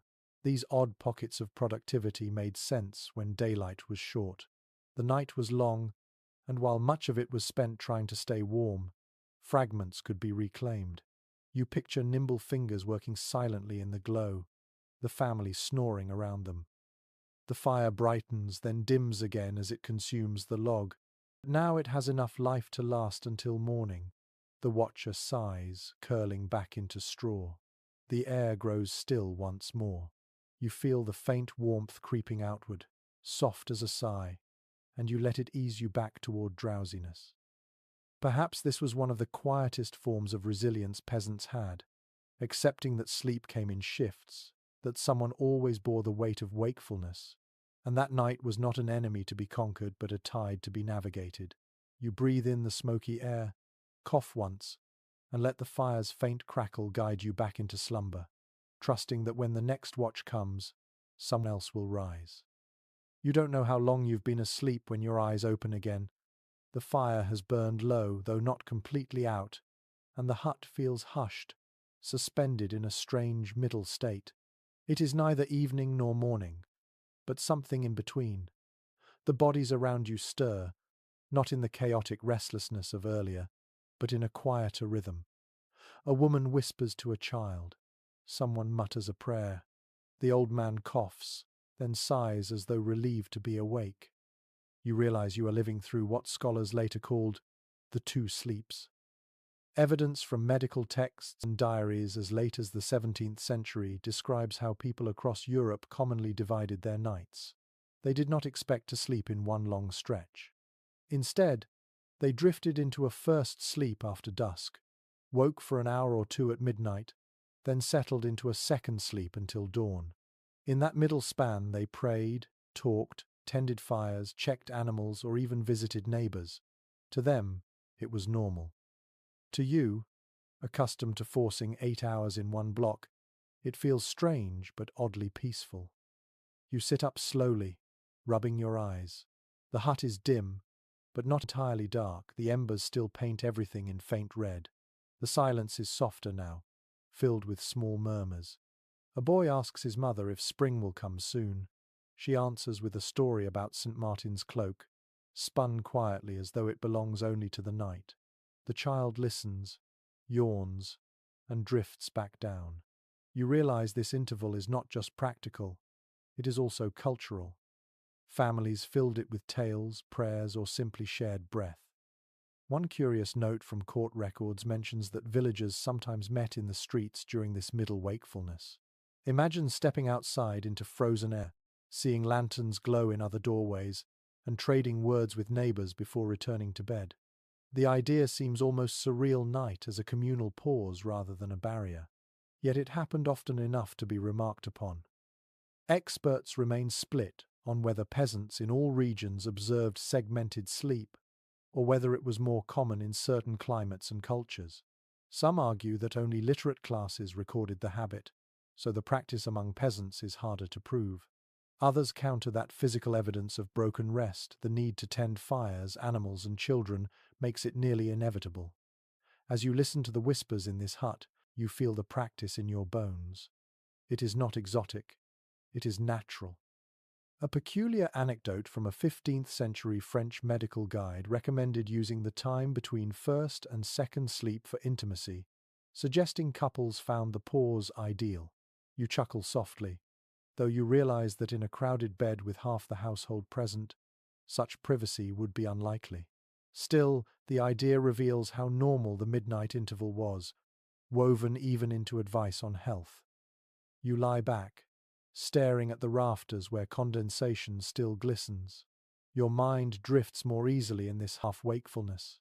Perhaps this was part of its function, a mental space between day and deep sleep.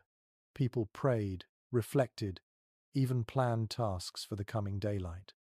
In an age with so little artificial light, the body followed a rhythm the dark demanded.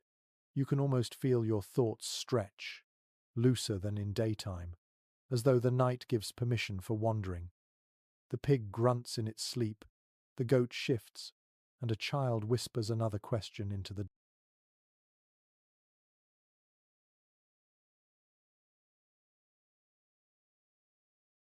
dark. This time it's about angels.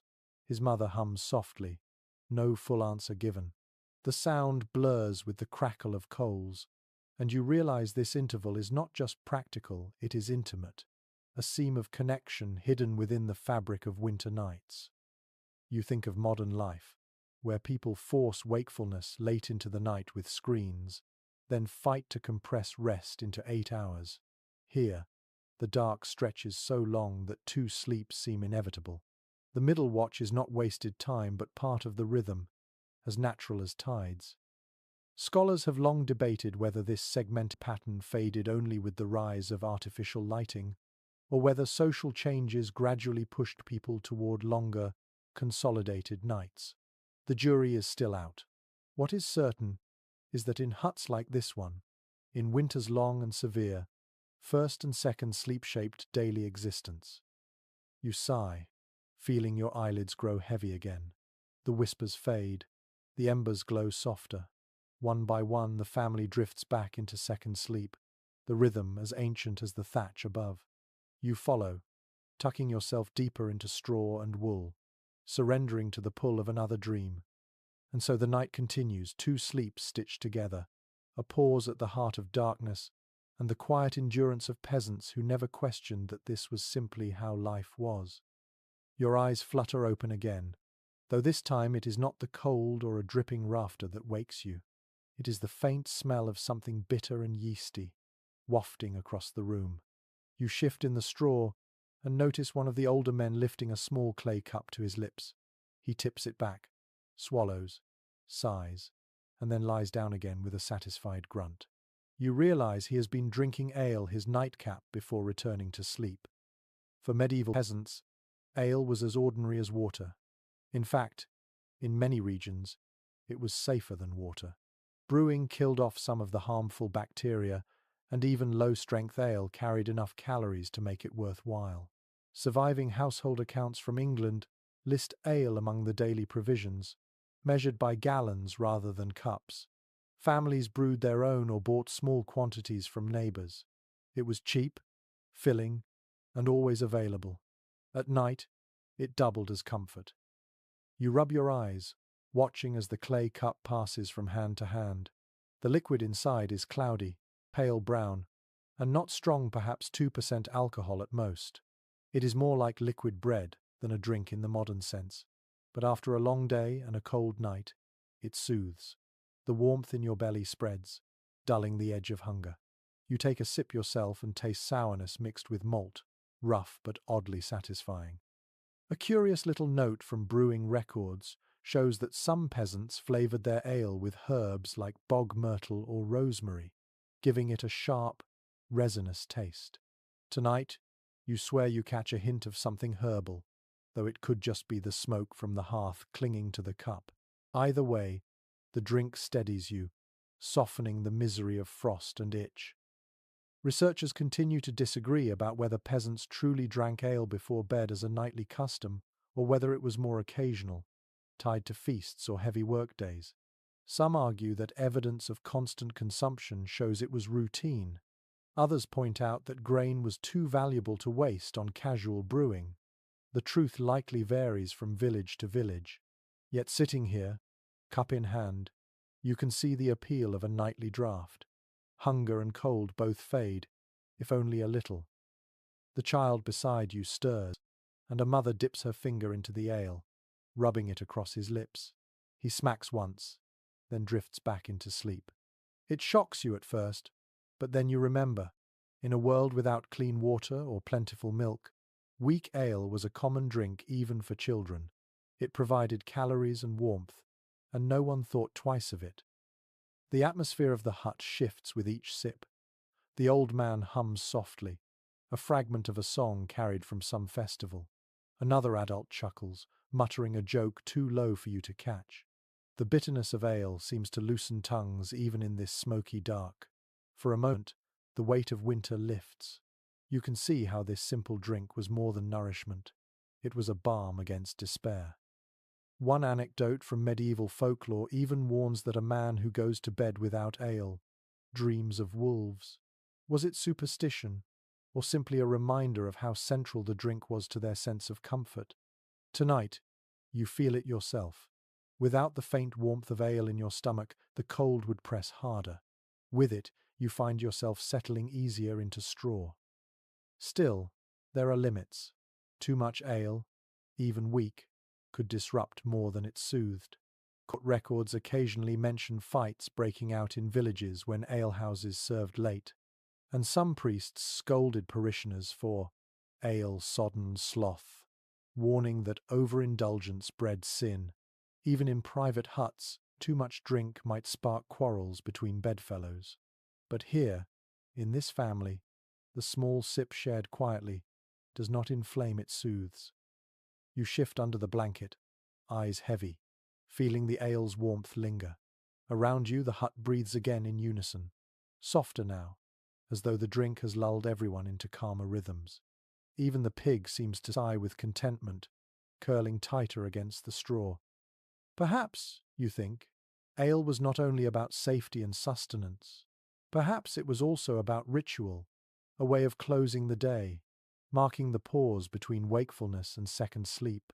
A sip to dull hunger, a swallow to quiet thoughts, a warmth to carry into dreams. You nestle deeper, blanket scratching your chin, and close your eyes once more. The faint taste of sour malt lingers on your tongue. Outside, the wind howls. Inside, you drift, steadied by the oldest nightcap peasants knew. You wake with a start, scratching at your arm. The itching is insistent, sharp, and maddening. You sit up in the straw, brushing at your sleeve, but the sensation only grows worse. It dawns on you, groggily, that this is no phantom feeling, this is life with bedbugs, lice, and fleas, the nightly companions of peasants across Europe. Medieval writings, including sermons and household manuals, speak of vermin in the bed as though it were an unremarkable fact of life. Archaeologists have even found fossilized flea remains in layers of straw bedding, their tiny shells preserved like grim souvenirs. You scratch again and realize how constant this irritation must have been, never fully absent, always waiting in the dark. One detail we know from surviving remedies is that people fought back with herbs. Families burned bundles of wormwood, tansy, or pennyroyal in the hearth, letting the smoke drift through bedding. Supposedly, the scent drove pests away. You glance at the rafters, where a bunch of dried leaves hangs, releasing a faint, bitter smell into the air. It is not perfume, it is pest control. Whether it truly worked is uncertain. Some historians argue it offered little more than psychological comfort, while others suggest that strong oils in the plants did repel insects to a degree. Tonight, though, you still scratch. There's a curious little tidbit recorded in a German household guide. One suggestion was to scatter ashes into the straw, creating a texture fleas disliked. Imagine lying down in bedding dusted with soot. The thought makes you wrinkle your nose, yet desperate times called for desperate measures. Your fellow sleepers stir as well. A child scratches his scalp, rubbing his head against a blanket. An old woman sighs, muttering that the bugs are lively tonight. This kind of commentary was normal. Vermin were not a shame, but a nuisance endured. Even monasteries and noble houses complained of lice, proving that no rank escaped. Experts remain divided over how devastating infestations truly were. Some argue they were tolerable background noise, something people barely noticed after years of endurance. Others insist they contributed to disease and exhaustion far more than records admit. The truth probably lies somewhere in between, not deadly most nights, but relentless, wearing at health over time. You remember reading that some families smoked their bedding deliberately, hanging straw sacks above the hearth to let the smoke kill off bugs. The result was bedding reeking of fire, but slightly less alive. As you inhale the smoky air here, you wonder if this family has done the same. The smell of scorched straw clings faintly to the blanket. Another remedy, oddly charming, involves sprinkling aromatic seeds like fennel or lavender around bedding. Whether effective or not, it at least offered a sweeter smell to mask the stench of sweat and animals. Tonight you imagine a faint hint of lavender cutting through the barnyard musk, and for a moment the hut almost feels pleasant. You scratch again, nails catching on a seam in your tunic. The itch doesn't stop. You realize this was the true rhythm of medieval nights, not silence, but constant irritation. Families scratched in the dark, adjusting, sighing, accepting. It was never a matter of conquering the bugs, only living with them. One folktale even claimed that fleas were God's reminder of humility, small tormentors to keep humans from pride. Perhaps that belief made the bites more bearable, or perhaps it was just a way to laugh through discomfort. Either way, the bites continued, and so did life. The pig snorts, scratching itself against the wall. You and the animal share the same battle. A child groans, slapping at his legs, then curls tighter into the straw. Eventually, exhaustion wins. You lie back down, still itching but too tired to care. As your eyes close, you think, perhaps resilience is not about victory over pests, but about the stubborn choice to sleep anyway. And so, scratching, sighing, and resigned, you drift once more into uneasy dreams. You shift again in the straw, your skin still prickling from the fleas. The air in the hut feels slightly warmer now, though not because the fire has revived. It is because someone has pulled a sheet across the bed, creating a thin barrier that traps the heat more effectively than before. You blink in the gloom and realize what you're seeing: a makeshift canopy. A single rope strung from one wall to the other, with cloth hanging down, sectioning off part of the sleeping space. For peasants, even the simplest curtain could transform a winter night. Inventories from modest households sometimes list one cloth for the bed, not decorative but practical. A drape, even of rough linen or patched wool, held back drafts and preserved warmth. It also created a shadow of privacy in rooms where dozens of eyes otherwise saw everything. You slide under it now, noticing how quickly the trapped breath thickens the air. There is an odd little anecdote from a 15th century account. One man bragged that his wife sewed a canopy from old tunics, claiming it made their hut as warm as a nobleman's chamber. The boast may have been exaggeration, but the principle was sound. Even thin fabric could act as insulation. Tonight, you can feel the difference. The cold drafts from the window are muted, and the bodies around you seem to radiate warmth more efficiently inside this small enclosure. Specialists still argue about how common such bed curtains were among peasants. Some scholars suggest they were rare luxuries, more typical in wealthier homes, while others believe resourceful families improvised with whatever cloth they could spare. Archaeological finds are scarce, since fabric rarely survives, but the idea itself is simple enough that you suspect many tried it. You shift onto your side, and the fabric brushes your cheek. It smells of smoke and wool grease, hardly pleasant, but it blocks the sight of rafters dripping with condensation. Suddenly the room feels smaller, more contained, more yours. In a space where nothing is private, this scrap of cloth creates a boundary, however thin. You imagine noble households where heavy, embroidered curtains enclosed entire beds, trapping warmth so effectively that sleepers might sweat even in midwinter. Compared to that, your single rope and patched sheet seem meager, yet the principle is identical: fabric as armor against winter. One curious custom noted in some rural villages was hanging a child's christening cloth above the bed for luck. Whether it kept spirits away or merely honored tradition, it added another layer of meaning to the curtain. Bedtime was never just physical. It was threaded with ritual and symbolism. Tonight, you wonder if the family's rope hung cloth is more than practical. Perhaps it is also a charm. You listen closely. Outside the canopy, you still hear the goat shifting, the pig snorting, the grandfather coughing. But inside, the sound is muffled, as though the fabric creates its own world. Sleep comes easier in this cocoon. Perhaps that was part of the allure too, the illusion of separation, a pocket of stillness inside chaos. Experts remain divided on whether these makeshift canopies truly improved warmth or whether the benefit was more psychological. Some argue that the difference in temperature would have been minor. Others point to modern experiments showing that even thin barriers reduce draft significantly. The truth is probably a mix. The cloth added a few degrees of comfort and a great deal of peace of mind. You stretch your arm, brushing the fabric again, and you feel its fragility. It could tear easily, and every patch shows years of mending. Yet the care in those stitches speaks volumes. Families invested time into sewing because each scrap of warmth mattered. You picture a mother at dusk, stitching torn cloth by firelight, knowing her work would help the children sleep through another freezing night. The child beside you rolls closer, burrowing into your chest. His breath fogs the air inside the canopy. You tuck the edge of the cloth around both of you, sealing the little tent. For a moment, you feel as though the world outside, wolves, snow, thieves, and endless dark, cannot reach you. You know it's an illusion, but illusions can be powerful. Perhaps this is what peasants sought most on winter nights.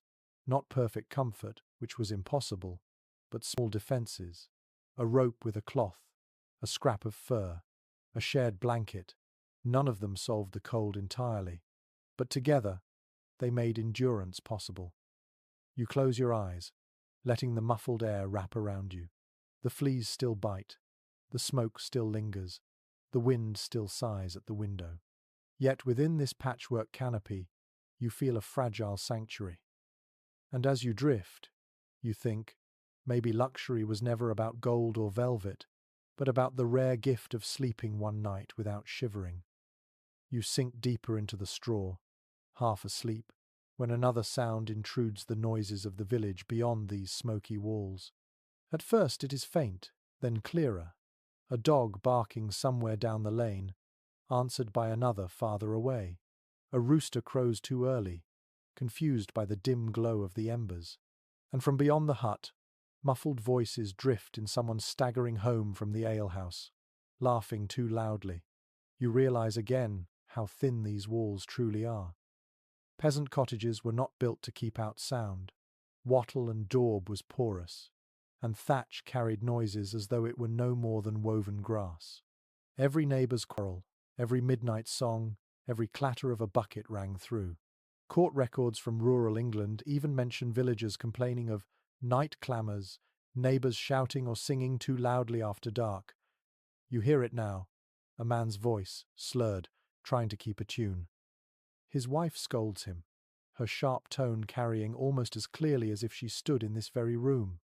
One curious detail from folk tales is that people used the barking of dogs as an informal clock. If the dogs raised a chorus, it often meant strangers were passing or animals prowled.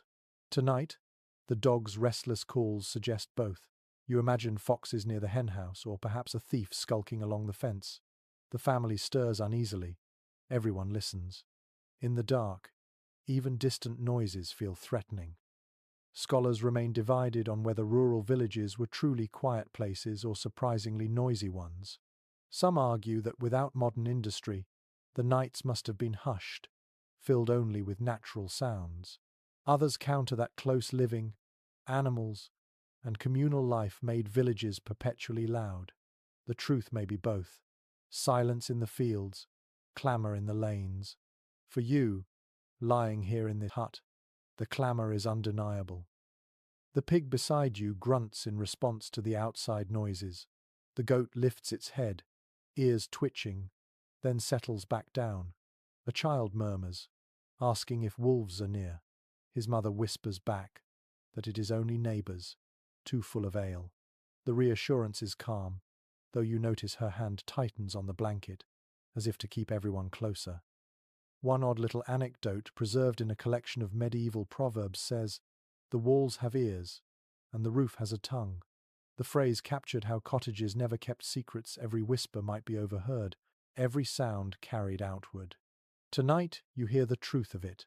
When the drunken singer trips and curses, the whole lane seems to laugh, the noise rippling like water through the village. You shift under your canopy and think about how little privacy existed, not only inside the hut but outside as well. Everyone knew when a family argued, when a cow calved, when a child cried at night. The noises of one house were the noises of all. Perhaps this bred community, binding people through constant awareness. Or perhaps it bred resentment, each household irritated by the other. Historians still debate whether this proximity fostered harmony or constant friction. You suspect it did both. The rooster crows again, stubborn and insistent. Someone outside hurls a stone, shouting for silence. The bird pauses, then crows anyway, triumphant. You chuckle softly into the blanket, realizing that even centuries ago, the battle between humans and noisy roosters was eternal. The dogs grow quieter, their barking turning to occasional growls. The lane falls mostly silent, though the drunk man's snores now echo faintly from his own doorstep. You imagine him collapsing outside rather than making it indoors, and you wonder if his wife will leave him there until morning. Inside the hut, the family settles again. The child's question about wolves lingers in your mind. In truth, danger did exist beyond those walls. Wolves, thieves, even raiders in harsher times. But often, the louder menace came from fellow villagers returning from feasts. Medieval nights were not just cold, they were unpredictable, punctured by the sounds of human folly. You turn on your side, straw crunching beneath you, and let the muffled noises wash over. Every bark, every crow, every drunken song reminds you that this hut is not isolated but woven into a living village. The walls may be thin, but so too are the lines between lives. Perhaps, you think drowsily, this was both curse and comfort, to never sleep in true silence, but also never sleep alone. The village was always present, humming even in the dead of night, reminding you that survival was shared. The rooster crows once more, defiant. You sigh, pull the blanket tighter, and let exhaustion drag you back under, the noisy chorus of medieval night fading into your dreams. You stir as the rooster crows again, but this time it is joined by another sound, a creaking wheel, distant but clear. Somewhere nearby, a cart is being pulled along the frosty lane, its squeal piercing the early dark. You pull the blanket higher, trying to shut it out, but the sound reminds you of something else. Not everyone in the village sleeps like you do. Somewhere, a manor house looms. Its lord and lady are also asleep or perhaps awake, yet their nights are shaped by a very different sort of bed. Manorial records and surviving furniture show that wealthier peasants lived in cottages with at least 2 rooms, sometimes even an upper loft. Their beds might be framed in wood, rather than just straw on the floor, and covered with linen sheets and wool blankets. But the real contrast came when you looked up the social ladder to the manor itself. There, carved oak bedsteads stood in chambers hung with tapestries, layered with mattresses stuffed with feathers, hemp, or down. Compared to your scratchy straw sack, such beds seemed unimaginable. And yet, even in those lofty chambers, comfort was not guaranteed. Stone walls radiated cold like a cellar. Draughts slipped past shutters. Fires in great halls warmed only those close enough to the hearth. Some noble accounts even complain of frost forming inside, despite the luxury. You almost smile at the irony. A lord might sleep under silk sheets, but still wake with his breath clouding in the air. One odd little note appears in a medieval satirical poem. A nobleman is mocked for surrounding himself with 3 mattresses, feather beds piled high, yet still grumbling that his nose froze at night. The image is comical like a frog on a lily pad stack, but it reveals the truth. Even wealth did not conquer winter. Researchers continue to disagree about how wide the gulf was between peasant and lord when it came to sleep. Some argue that nobles truly enjoyed far greater comfort, while others emphasize that cold was the great equalizer. Both views hold merit.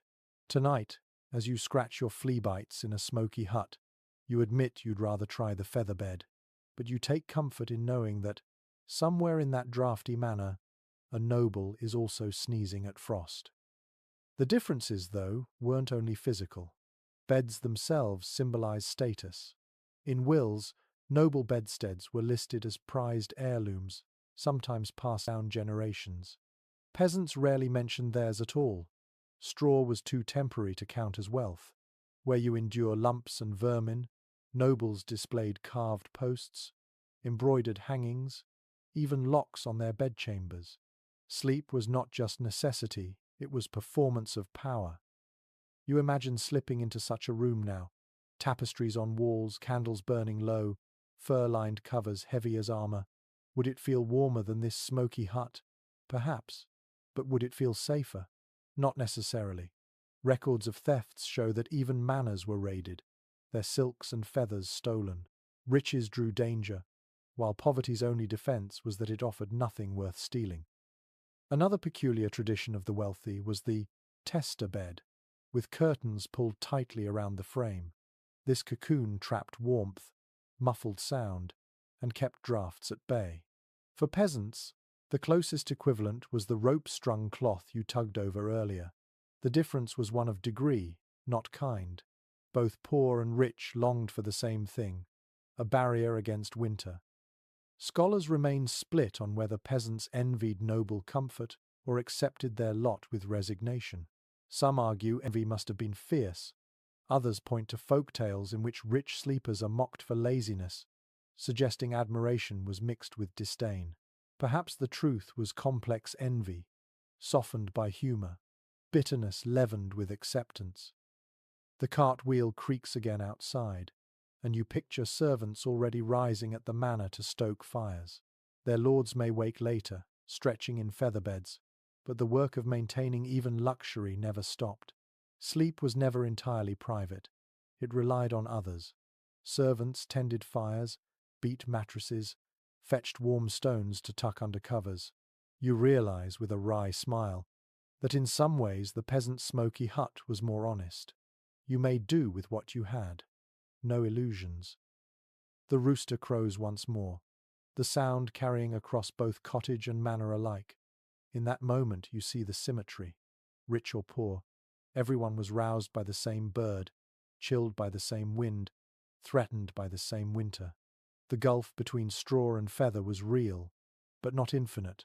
Both huts and halls echoed with coughs, snores, and muttered prayers for morning. You settle back into your straw, scratching absently. Maybe comfort was relative. A lord cursed his icy nose. You cursed your flea bites. Both endured, waiting for dawn. And perhaps you think sleep itself was the great equalizer. No matter the bedstead, everyone had to close their eyes and trust that another night would pass. Another morning would come. You wake again, this time to the sound of shuffling near the hearth. It is not the family, those familiar shapes still huddle in straw, but strangers. A knock must have come earlier. Hushed voices answered, and now two figures step inside, stamping snow from their boots. Travellers. Their cloaks are stiff with frost, their faces pale in the ember glow. The family makes space without hesitation, lifting the edge of a blanket, gesturing them closer. You blink, surprised, but then realize, in villages like this, hospitality wasn't optional. Written accounts from manorial courts and church registers often mention strangers sharing the same floor, the same straw, sometimes even the same blanket. Roads were rough, inns rare, and nights long. A wanderer caught outside risked death from exposure. Communities knew this, and so doors thinly barred at best often opened to outsiders. It was survival, but also obligation. Refusing shelter could bring shame, and in some regions, fines.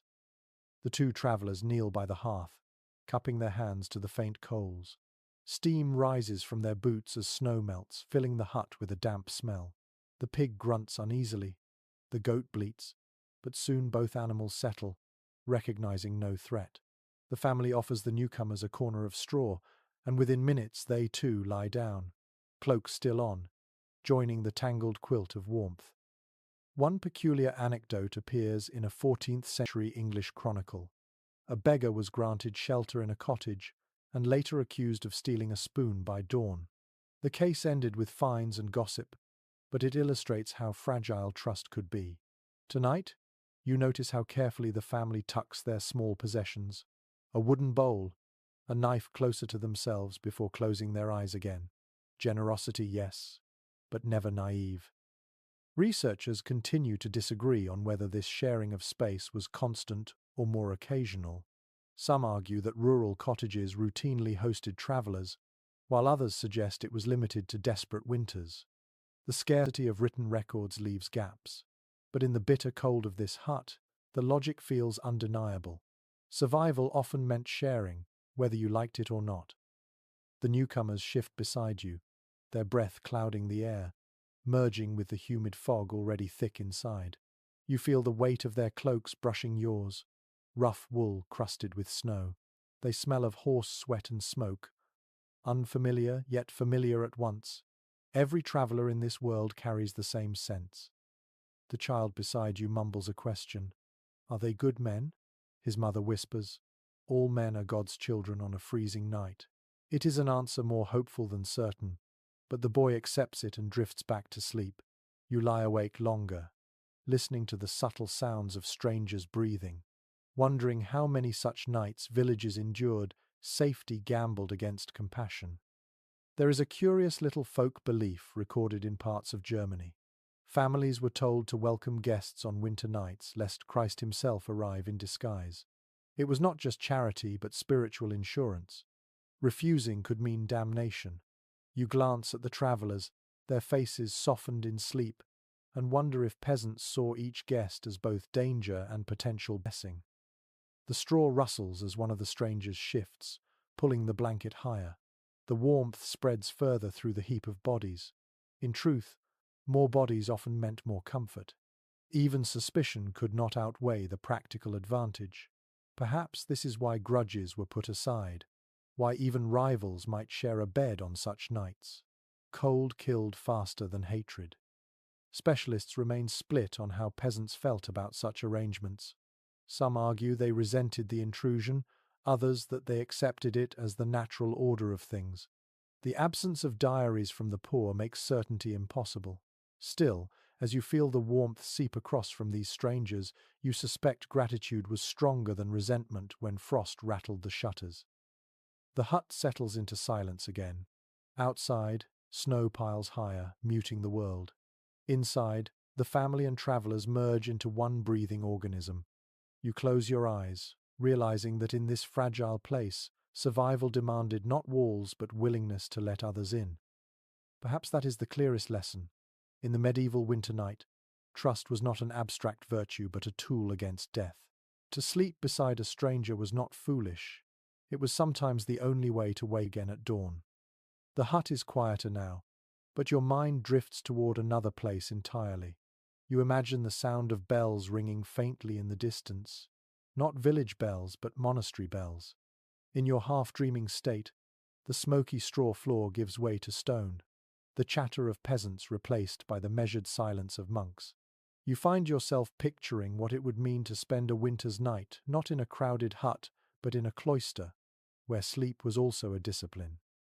Accounts from monastic rules, like the Rule of Saint Benedict, describe how monks slept in large dormitories. Rows of narrow pallets stretched across cold stone floors, each monk lying in his own space, often fully clothed. Blankets were thin, wool coarse, and fire scarce. The austerity was deliberate. Comfort was thought to tempt sin. In some orders, monks even slept sitting upright in chairs, a safeguard against drifting into sloth. You shiver at the thought. realizing that even your prickly straw bed feels indulgent compared to such rigors. One intriguing note appears in Cistercian records. Novices were instructed to sleep with a belt on, never removing their clothes. The idea was that vigilance must never slacken, even in rest. They were to be ready to rise for midnight prayers at the ringing of the bell. Tonight, as you imagine lying in such a dormitory, you can hear that bell, thin, metallic, echoing across stone halls. But austerity had its price. Chroniclers complained of frozen ink in scriptoriums and frost forming on monks' blankets. Some suffered chilblains, others lung ailments. Modern scholars argue about whether such extreme denial strengthened faith or simply broke bodies. Some believe monks gained resilience through discipline. Others see only hardship disguised as piety. The evidence offers no single answer, leaving the debate unresolved. Still, the contrast to your smoky hut is striking. In the village, bodies pressed together for warmth. In monasteries, distance and discipline mattered more. Yet both spaces shared the same challenge. Long winter nights without proper insulation.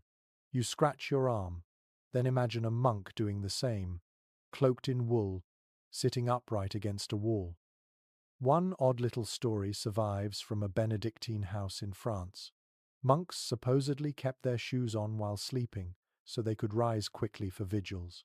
The tale may be half exaggeration, but it hints at the constant readiness expected of them. You laugh softly at the idea of trudging into bed with boots still strapped, but perhaps it was true. The air in your vision is colder here. Stone does not hold heat like mud and straw. Drafts slide along corridors, and the sound of chanting lingers even in silence. The difference is that monks chose this life. Where peasants fought cold by necessity, monks embraced it as spiritual training. You wonder which was harder, enduring without choice, or enduring because of devotion. Some researchers suggest that monastic discipline around sleep influenced broader culture. Villagers living near monasteries may have absorbed ideas of segmented nights or nightly prayers. Others argue the influence was minimal, limited to clerical life. As with so much of the medieval world, certainty slips through your fingers like smoke. But tonight, you feel the resonance. Whether in hut or cloister, winter nights carved themselves into the body and soul. Both peasants and monks woke at midnight, though for different reasons, one to stir embers, the other to sing psalms. Both endured cold, though one fought it with goats and pigs, the other with prayer. You blink, and the stone fades. The smoky hut returns, straw prickling your back, animals shifting nearby. Yet you carry the echo of that other world with you, the reminder that sleep in the Middle Ages was never simple, never soft, always shaped by duty, faith, or sheer survival. You sigh, pulling the blanket higher, grateful at least for the warmth of bodies pressed close. Monks may have chosen austerity, but you, here in this hut, are thankful for every goat, pig, and child that shares your heat. Perhaps that is the truest difference. Monks sought holiness in discomfort. Peasants sought life. And in the endless dark of winter, both found what they needed in their own way. You drift in and out of half-dreams until a shiver rattles you awake again. This time, it isn't from the dampness of the straw or the bite of fleas. It's from a vision in your mind, a chamber larger than the entire cottage you've been lying in. The walls are stone, rising high above you. Tapestries hang like giant rugs against the chill, their colours dulled in the darkness. You realize you've left the smoky peasant hut and wandered, at least in imagination, into a castle. It's tempting to think life behind castle walls was pure luxury. Bedsteads carved from oak, mattresses stuffed with feathers, furs layered thick across the body. Surviving inventories from noble households list bedding as lavish as jewelry. Imported linens, velvet covers, ermine, lined sheets. Compared to your straw pallet, it sounds like paradise. But stone, no matter how grand, is colder than mud. Tonight, lying in this imagined chamber, you feel the draught slipping under the heavy door, seeping between the cracks in shutters, crawling across the floor like invisible serpents. One amusing account from a 14th century French noblewoman complains that she woke to find frost upon the inside of the curtains. Think about that. Even surrounded by silk drapes and heavy furs, her breath still froze. The contrast between splendor and suffering is almost comic. You scratch at your arm, realizing that frost does not care if you wear ermine or wool. Specialists can't quite agree on how effective noble sleeping arrangements were. Some argue that layered hangings and feather beds truly created pockets of comfort. Others emphasize that large, drafty halls made warmth elusive no matter the finery. The evidence supports both. Wealth helped, but winter was stubborn. Still, there were luxuries unimaginable in a peasant hut. Nobles sometimes used bed-warming pans, metal trays filled with embers slid beneath covers to preheat sheets. You picture one now, glowing faintly as a servant slides it carefully under the mattress. The danger of sparks setting linen ablaze was real, yet the practice endured. For peasants, the closest equivalent was a heated brick wrapped in cloth or the warm body of a cow. Both strategies, noble or humble, tell the same story. Nobody liked crawling into icy bedding. One peculiar tidbit comes from Scottish castles, where some households reportedly kept dogs known as comfort hounds, specifically for sleeping at the foot of beds. Their warmth, not their bark, was the real treasure. You imagine a lady of the castle tugging furs around her shoulders, feet pressed against a small, shaggy dog, thankful for its heat. In your smoky hut, you chuckle peasants had pigs and goats, nobles had hounds. Everyone borrowed warmth where they could. The sounds here differ too. Instead of pigs grunting, you hear the muffled groan of timbers and the whistle of wind through arrow slits. Guards tramp on battlements above, their steps echoing down. The cold here feels grander, but no less sharp. You realize that nobles endured noise and restlessness too, only of a different kind. There's debate among historians whether noble families all slept in the same chamber or whether privacy truly separated them. Some records show entire households, children, attendants, servants, crowded into rooms with their lords. Others suggest distinct chambers for rank. The truth likely varied by wealth and era. Yet whether peasant or noble, few slept entirely alone. Darkness encouraged clustering. And what of disease? Even in castles, vermin crept in. Records of bedbug remedies appear not just in peasant guides, but in noble accounts too. Furs and feathers could hide as many pests as straw. Luxury did not mean immunity. You scratch at your skin again, wondering if even a princess in velvet cursed the same itching in her sleep. The tapestries stir faintly in the draught. You picture their embroidered saints and hunting scenes, more for insulation than art. They absorb sound, trap heat, make the chamber feel less like a cave. In your hut, patched cloth hangs on a rope. Here, embroidered hangings line walls. Two worlds, one purpose. Experts remain split on whether these grand chambers offered genuine rest or merely symbols of power. Some argue nobles slept better. Others insist they were just as cold, just as restless. The balance of evidence suggests comfort was relative better than straw, worse than you might dream. The wind outside howls, rattling shutters. A guard coughs on the battlement. Inside, the noble bedstead creaks as bodies shift under weight of furs. You sigh, realizing that no matter how high the walls or thick the mattress, medieval winter always won at least part of the battle. And perhaps that is the real symmetry. Whether in hut or castle, peasants and nobles alike endured the same season, listened to the same wind, prayed for the same dawn. The trappings differed, but the cold was shared. You close your eyes again, the grand chamber fading, the smoky hut returning. Straw scratches your back, goats shift at your feet, yet you carry the echo of the castle with you. Comfort, you think, is always relative. You stir when a small hand brushes your arm. It is the youngest child, eyes half open, whimpering softly. His cheeks are flushed from warmth, but his little fingers feel icy as he clutches your sleeve. You shift to make space, and soon he wriggles under the edge of your blanket, pressing close. This is no accident. In peasant huts, bedtime always began with the children. Contemporary household accounts show that families often tucked the youngest into bed first, long before the adults retired. The logic was simple. Children were most vulnerable to cold and illness, so they were settled earliest, cocooned in whatever blankets or straw the family could muster. Adults would stay up longer, tending the fire, finishing chores, or even keeping watch.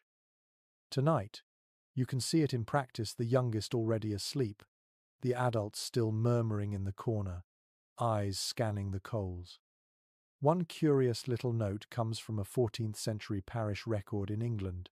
Mothers were fined if infants froze in their sleep, the implication being that neglect was possible even in crowded huts.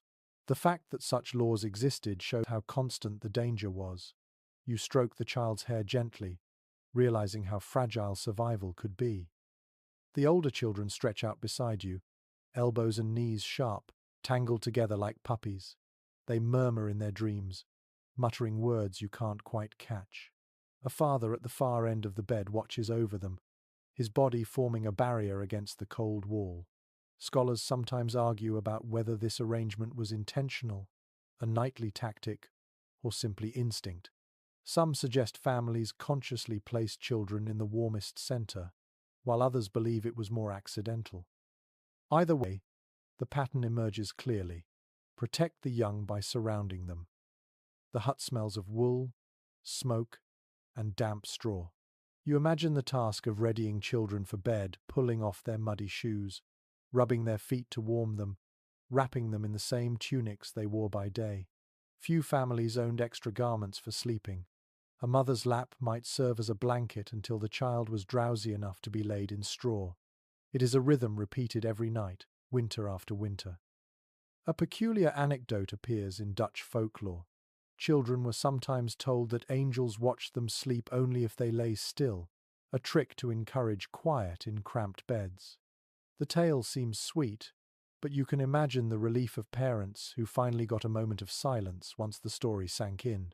Tonight, the children's snores prove the charm is unnecessary. Exhaustion does the work. You glance at the older siblings, who linger awake a little longer. They whisper to each other, giggling softly, then hush when their mother looks their way. Adolescents carried different roles. They might be asked to stir embers, fetch water, or keep an eye on animals before finally collapsing into the bedding. Childhood ended early in this world, and even sleep reflected it. The youngest were pampered with warmth, the older given responsibility before rest. Experts remain divided over how affectionate medieval parenting truly was. Some insist peasants were too burdened to indulge children, while others highlight folk songs, lullabies, and protective practices as proof of tenderness. The truth, as always, seems complicated.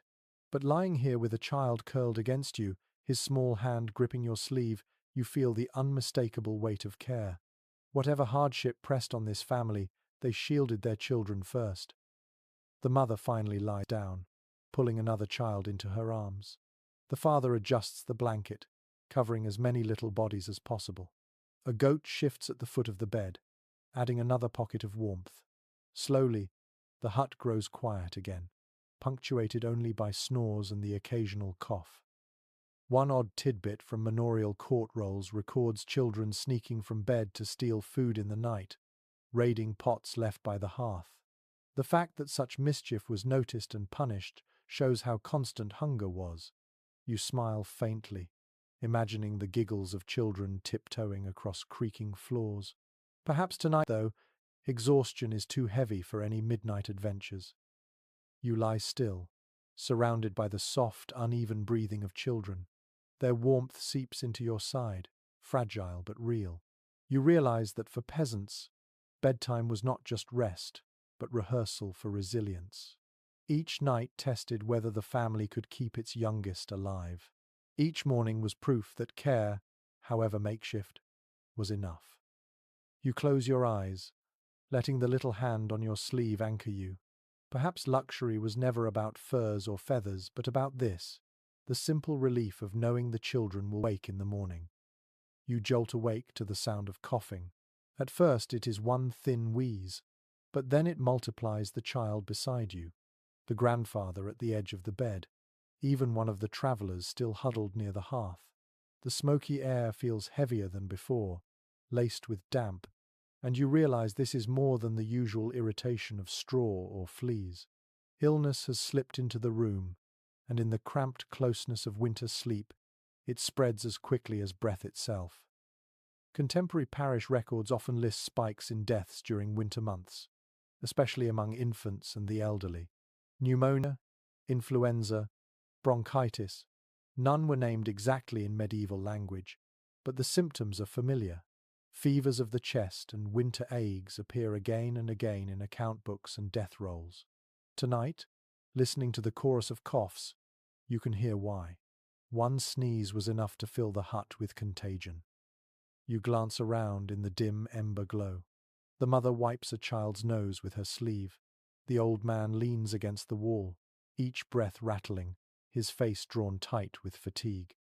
In modern times, such illness might mean medicines, perhaps even hospitals. Here, it means prayers, herbal brews, and hope. And sometimes, it means loss. One peculiar remedy mentioned in a 15th century household guide involved warming onions in ashes and pressing them to the chest of a coughing child. The vapors were believed to draw out sickness. Another recipe mixed honey with vinegar, soothing throats even if it did nothing for the lungs. You imagine the family preparing such concoctions tomorrow, clinging to the comfort of doing something, anything, while illness lingered. Scholars remain divided on how devastating these winter illnesses truly were. Some argue that high mortality in records exaggerates the picture, since those documents emphasize deaths more than recoveries. Others insist that winter sickness was the greatest annual threat to peasants, greater even than hunger. The evidence is fragmentary, but as you listen to a child wheeze beside you, you feel the fragility of life in every sound. The air itself seems complicit. Moisture drips from rafters, dampening blankets and straw. Mold grows easily in such conditions, worsening coughs. The very closeness that saved peasants from freezing, breathing each other's warmth, pressing bodies together, became the same closeness that allowed fevers to spread unchecked. Survival was always a double-edged sword. You scratch your arm, restless, but it is not fleas keeping you awake now. It is the awareness that every cough in this room echoes the statistics of history. The countless children who did not survive winters like these. The countless families who buried more than they birthed. Archaeological studies of medieval cemeteries show high child mortality, many graves marked by bodies under 5 years old. Tonight, you lie beside one of those fragile lives, clutching his hand as though to anchor him to morning. The mother murmurs a prayer under her breath. Her lips move silently, eyes fixed on the fire. Faith was often the only medicine peasants possessed. Priests prescribed prayers. Saints were invoked for protection. Saint Blaise, in particular, was believed to guard against throat ailments. You wonder how many whispered appeals to him filled winter nights like this. One odd little superstition recorded in rural France claimed that hanging a piece of iron near the bed would ward off illness by cutting the fever. Whether symbolic or hopeful, such charms littered households. Perhaps even in this hut, some trinket rests above the door, unnoticed in the smoky gloom. The coughing quiets for now, exhaustion winning over sickness, but the atmosphere has changed. Sleep is no longer simply about warmth, it is about survival. You find yourself listening not to snores but to breathing, counting each rise and fall of the child's chest, reassured only when his body shifts against you. Experts remain divided on whether peasants accepted illness with resignation or fought it fiercely with remedies and rituals. Some accounts describe stoic acceptance, others desperate attempts to heal with herbs and charms. Likely, both responses coexisted, depending on circumstance. Tonight, you sense both in the mother's eyes, the resolve to endure, and the quiet fear of loss. You close your own eyes again, though uneasily. Every wheeze startles you, every sigh keeps you alert, but eventually, exhaustion overtakes even fear. The hut grows quieter, the coughs fading into shallow snores. You drift with them, knowing that dawn will not answer every question who survives, who worsens but at least offers light, and light itself is a kind of cure. Perhaps that is the harshest truth of medieval winters. Survival was not only about warmth, but about luck. To sleep through a night of coughing and wake still breathing was victory enough. You tighten the blanket around the child, feeling his small body steady against yours, and let yourself sink into another fragile stretch of rest. The air in the hut is heavy, still scented with smoke and sickness, when another sound slips in from outside. It is not the moan of the wind or the bark of dogs. It is music. Faint, distant, but real, the ringing of bells, the call of voices raised together. You blink in the dark, trying to orient yourself, and then you remember it must be Christmastide. For a few days each winter, life in the village looked different, even at night. Chronicles and church records alike describe how Christmas, Epiphany, or local saints' days brought rare brightness into the frozen calendar. Bonfires lit the village square, carols echoed through the lanes, and even peasants who scraped by on bread and turnips all year tasted roasted meat and warm drink. Tonight, you can imagine the glow spilling across the snow outside, a fire higher than any hearth, the air filled with smoke and song. Inside the hut, the family stirs. The mother rises quietly, pulling a cloak around her shoulders, and opens the door. A rush of cold air sweeps in, carrying the sound of distant merriment. The children wake, murmuring excitedly, and soon the hut is alive with whispers. Even the old man coughs less, a faint smile tugging at his lips. Winter is relentless, but festival nights punctured the gloom with warmth that was more than physical. One curious custom noted in England was the wassail bowl, a great pot of ale spiced with apples and cloves, passed from hand to hand. For peasants, such drink was rare treasure. They might taste it only once a year, and its memory carried them through lean months. In some villages, singers carried bowls house to house, blessing neighbors in exchange for food. You can almost hear the knock at the door, the chant of voices offering cheer against the frost. Scholars remain divided on how inclusive these festivities truly were. Some argue that peasants shared generously, pooling resources to feast together. Others insist that wealthier villagers hoarded the best foods, leaving the poor with scraps. The truth, as always, is muddled. But the fact that songs and stories emphasize communal warmth suggests that, at least in spirit, festivals created respite. The pig grunts as children tug at its ears, begging their parents to join the procession outside. The mother shakes her head, smiling wearily, but eventually nods. Bundled in cloaks, the family steps into the night.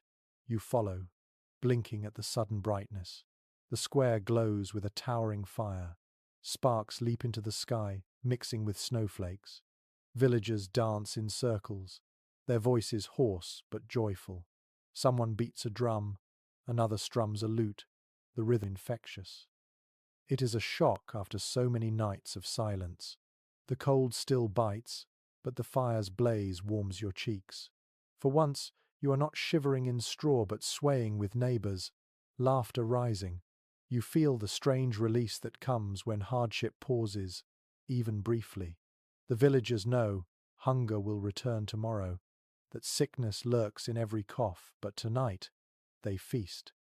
One odd little tradition recorded in German towns was the Christmas mask, where men donned animal skins and horns, stomping through streets to scare away evil spirits. You catch a glimpse of such a figure in the firelight now, a man wrapped in goat hide, leaping and bellowing, children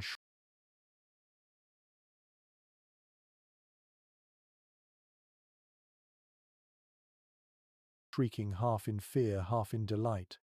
The ritual is rowdy, strange, but meant to protect the community from winter's malice. Back in the hut later, the difference lingers. The children, still flushed from firelight and sweet cakes, fall asleep quickly, smiles on their faces. The old man hums a carol under his breath. Even the travellers seem softened, their suspicion dulled by shared celebration. The air is no warmer, the straw no softer, but the atmosphere has changed. Spirits lifted, hearts lighter, survival feels possible again. Experts debate whether these festivals functioned more as religious devotion or social necessity.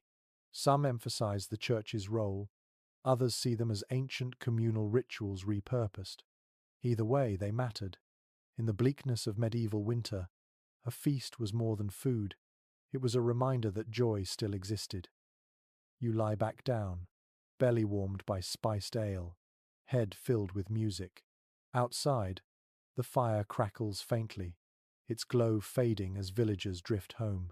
Inside, the hut breathes easier, the weight of despair lifted, if only for a night. Perhaps this was the greatest function of winter festivals, not to erase suffering, but to remind everyone that life was more than suffering. That laughter, song, and warmth could pierce even the darkest nights. You close your eyes with that thought, a faint smile on your lips, and let the memory of fire carry you into another stretch of sleep. Sleep returns easily after the feast, but when it comes, it is heavy and vivid. You find yourself drifting into a dream so sharp it feels almost real. Hunger follows you even in sleep, shaping visions in peculiar ways. That was true for peasants across the Middle Ages. Their nights were not filled with gentle slumber, but with dreams etched by cold, want, and faith. From medieval sermons and folk tales, we know that dreams were often considered messages from God, from saints, or even from devils. People woke and retold them by the fire, measuring them for omens. Yet most dreams, scholars note, were probably fueled less by the supernatural than by empty stomachs and freezing beds. Tonight, you sense it yourself. Your mind drifts toward visions of bread, of glowing fires, of summers long gone. One odd little note from a 14th century physician's manual claims that eating garlic before bed produced dreams of demons. You chuckle, imagining a peasant blaming his nightmares on the evening stew. Whether or not the garlic was guilty, the connection between food and dreams fascinated people. Hunger, especially, carved strange stories in sleep. You turn in the straw, half aware of the child's breath against your arm, and your dream shifts darker. You are walking through snow, barefoot, searching for the hut, but the door never appears. This kind of anxious dream was surely common reflections of the constant fear of being caught outside after dark. Chronicles tell of villagers frozen mere yards from their doors, unable to find them in blizzards. It is easy to see how such fears bled into night visions. Scholars remain divided on whether peasants gave dreams deep meaning or treated them as passing curiosities. Some evidence suggests peasants recorded dreams in confession, seeking guidance. Other evidence shows they laughed at them in the morning, dismissing them as tricks of the stomach. The line between sacred and ordinary blurred easily in medieval thought. The mother beside you stirs, murmuring in her sleep. You hear fragments of words, names, perhaps a prayer, and you wonder if she too is dreaming of saints or of fields. A father once told his children, according to a French folk tale, that dreaming of green meadows in winter was a blessing, proof that spring would come. You cling to that thought as your own vision shifts, the snow around you melting into streams of water, grass pushing through. But nightmares lurk as well. In medieval lore, demons called mare were said to sit on sleepers' chests, pressing them into suffocating dreams. Even today, we call it nightmare. You wake briefly, heart pounding, breath shallow, before realizing it was only the crush of bodies in the crowded bed. The pig's bulk pressing against your side mimicked that suffocating weight. You sigh, relieved, but you understand how easily such legends grew. One peculiar superstition recorded in parts of England advised placing a knife under the bed to ward off bad dreams, the blade pointed outward. Another suggested reciting a charm to St. Michael before sleep. Did such rituals work? Likely no more than garlic or onions. But they gave comfort, and comfort is itself a kind of remedy. The hut fills again with the steady chorus of snores and murmurs. Each sleeper is caught in their own world visions of food, of saints, of fears. You can almost sense the dreams around you, a mosaic of private struggles and hopes. Perhaps that was another form of survival. The mind, in sleep, creating warmth when the body could not. Experts still argue whether dreams influenced decisions. Did a peasant truly act on a vision of a saint, or simply shrug and return to work? Some accounts show entire villages altering plans based on dreams, while others suggest skepticism. The truth may be that in long winters, when nights stretched endlessly, dreams held more weight simply because there was little else to fill the hours. You turn again, straw crunching, and drift into another vision. This time you stand in a field of wheat, golden and endless, the sun warm on your skin. It feels too vivid to be illusion. Then a rooster crows in the real world, and the dream begins to dissolve. Still, the feeling lingers, the warmth, the plenty, the promise of life beyond frost. As you return to waking, you realize that dreams were perhaps the only luxury every class shared equally. Lords in their feather beds and peasants in their straw alike wandered through visions at night, shaped by hunger, fear, and hope. Comfort may have differed, but the mind's theatre belonged to all. You sigh, pulling the blanket tighter, holding on to the image of golden fields a little longer. In the cold dark of the hut, the dream is gone, but the hope it planted remains. And sometimes that was enough to keep peasants alive until spring. The rooster crows again, distant but insistent, and you stir from the dream of golden fields. The hut is still cloaked in darkness, yet the mood has shifted. It feels thicker somehow, as though unseen eyes press against the walls. The child beside you whimpers in his sleep, murmuring something about shadows at the door. His mother strokes his hair, whispering a prayer, and you realize you've entered another dimension of the medieval night. Superstition. People in this age believed that darkness was not empty. Spirits walked in it, demons slipped through cracks, and witches sometimes prowled unseen. Winter especially was feared, the long nights thought to open gates between worlds. To sleep, peasants often armed themselves not only with blankets and fire but with charms and muttered words of protection. Tonight, you feel the weight of that belief hovering above the rafters. One curious custom, recorded in rural England, involved placing iron scissors on a windowsill to cut the night spirits. Another advised sprinkling salt at doorways so witches could not pass. You glance toward the patched window, half expecting to see such objects glinting in the ember light. Perhaps they're there already, hidden beneath rags and straw. A peculiar anecdote from German folklore tells of the Alp, a creature that pressed down on sleepers' chests, stealing their breath. Villagers blamed it for nightmares and sudden suffocation. You chuckle nervously. How different is that from waking under the heavy weight of a pig, convinced you're being crushed? Even superstition, you realize, often had a kernel of truth in lived experience. Scholars continue to disagree about how seriously peasants believed these tales. Some argue they were light-hearted stories told to children, while others insist they were taken with deadly seriousness. Court records of witch trials show that fear could become lethal, yet many folk tales treat spirits with humor, even mockery. Perhaps belief existed on a sliding scale, sometimes comforting, sometimes terrifying. The old man at the edge of the bed mutters a prayer aloud now, calling on St. Michael to guard the hut. His words blend with the sound of the wind clawing at the door. A goat stirs uneasily, bleating once, as though echoing his fear. You find yourself listening harder to every creak in the thatch, every whistle through the cracks, convinced for a moment that something truly is watching. Another superstition, this one from French villages, warned against pointing at the moon at night, lest spirits follow your finger back inside. Children were scolded for it, told that witches loved to enter homes that way. You imagine mothers hushing their little ones as they played near doorways, reminding them that the night had rules. One odd tidbit appears in a 15th century English sermon. It warned against singing loudly after midnight, lest demons be drawn to the noise. You smile faintly at the memory of the drunken villagers' song outside earlier. If demons were listening, perhaps they joined in. The child presses closer to you, whispering again about shadows. You tell him softly that the blanket is a shield, strong enough to keep spirits away. His eyes close, comforted more by your voice than by the cloth.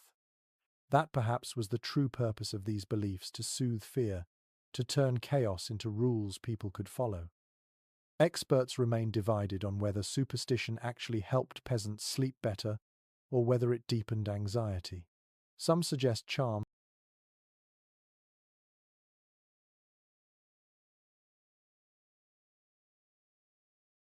offered psychological relief, allowing people to rest. Others argue they only fueled fear, reminding villagers of dangers every night. The answer may depend on perspective. Tonight, you feel both: a comfort in prayer, a shiver in every unexplained noise. The hut breathes steadily again, but you are slower to relax.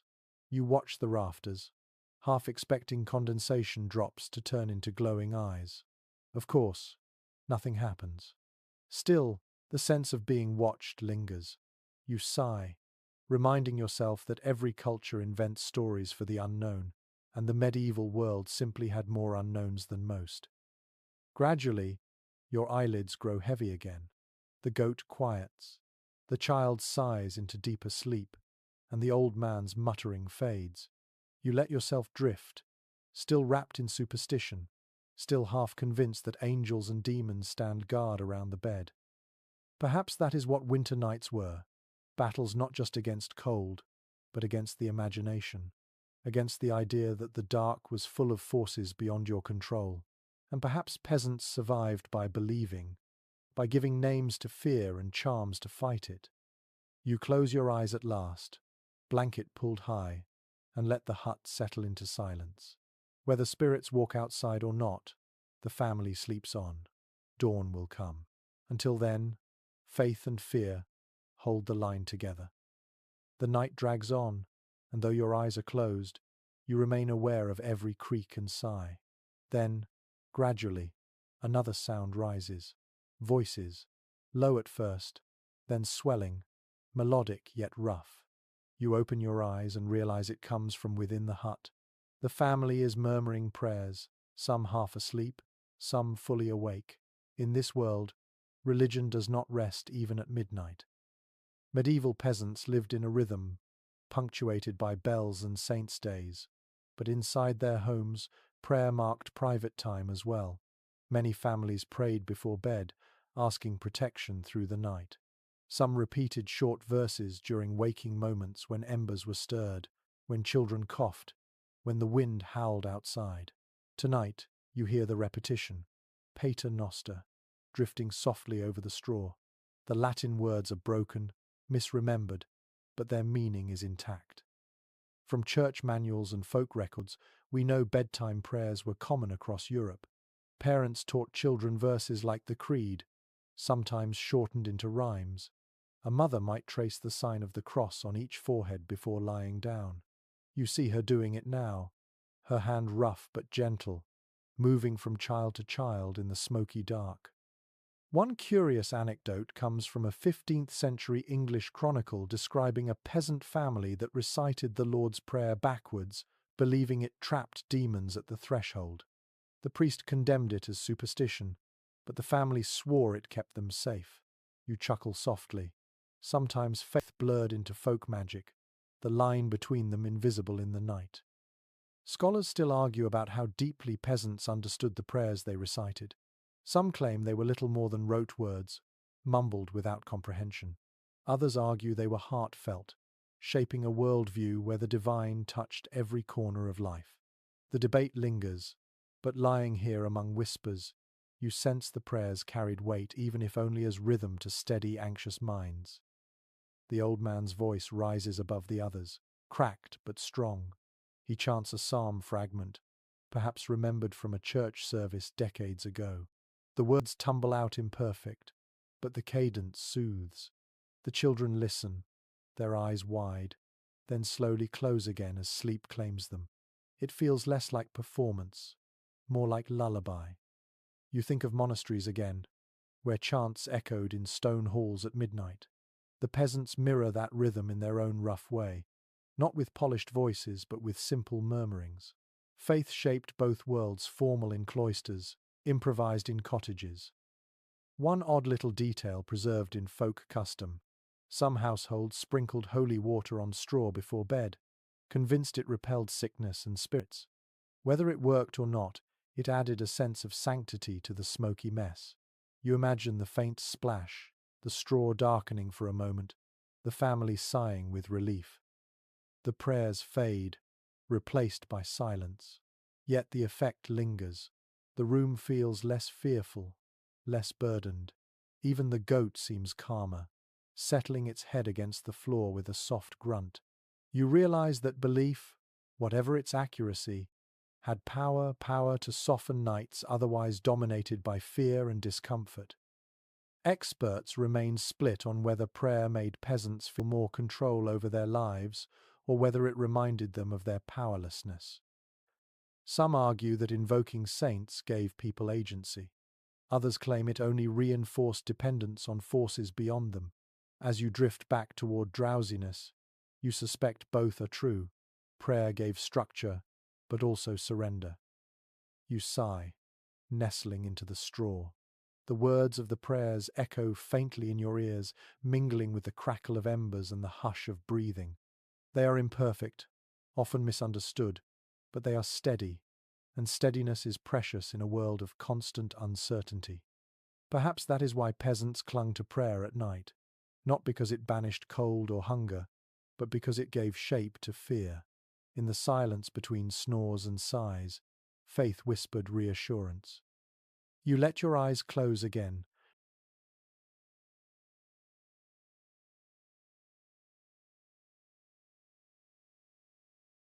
drifting into the rhythm of murmur and silence, and realize, for all the smoke, fleas, and draughts, the medieval night was never truly empty. It was filled with words rising toward heaven, fragile as breath, yet strong enough to carry families through the dark. You are almost asleep again when a sharp noise cuts through the night, a loud thud against the door. Everyone stirs at once. The children gasp. The goat bleats. The pig shuffles nervously in the straw. For a moment, the only sound is the wind slipping through cracks, but then comes another knock, firmer, closer, as though someone is testing the latch. Fear prickles across the hut. You realize how vulnerable you are. One thin wooden bar, one flimsy plank door, standing between the family and whatever prowls outside. Medieval cottages were not fortresses. Theft, though less romanticized than raids and battles, was a constant worry in rural life. Court records list countless fines for stolen pigs, chickens, or sacks of grain. In winter, when hunger sharpened desperation, thieves often prowled by night. Tonight, you hear the danger for yourself. The father rises quickly, grabbing the only weapon at hand, a wooden staff kept near the hearth. His eyes flick to the strangers still huddled in straw, suspicion glimmering. Are they truly guests? Or could they have allies waiting outside? Trust is fragile in the dark. He gestures for silence, then creeps toward the door.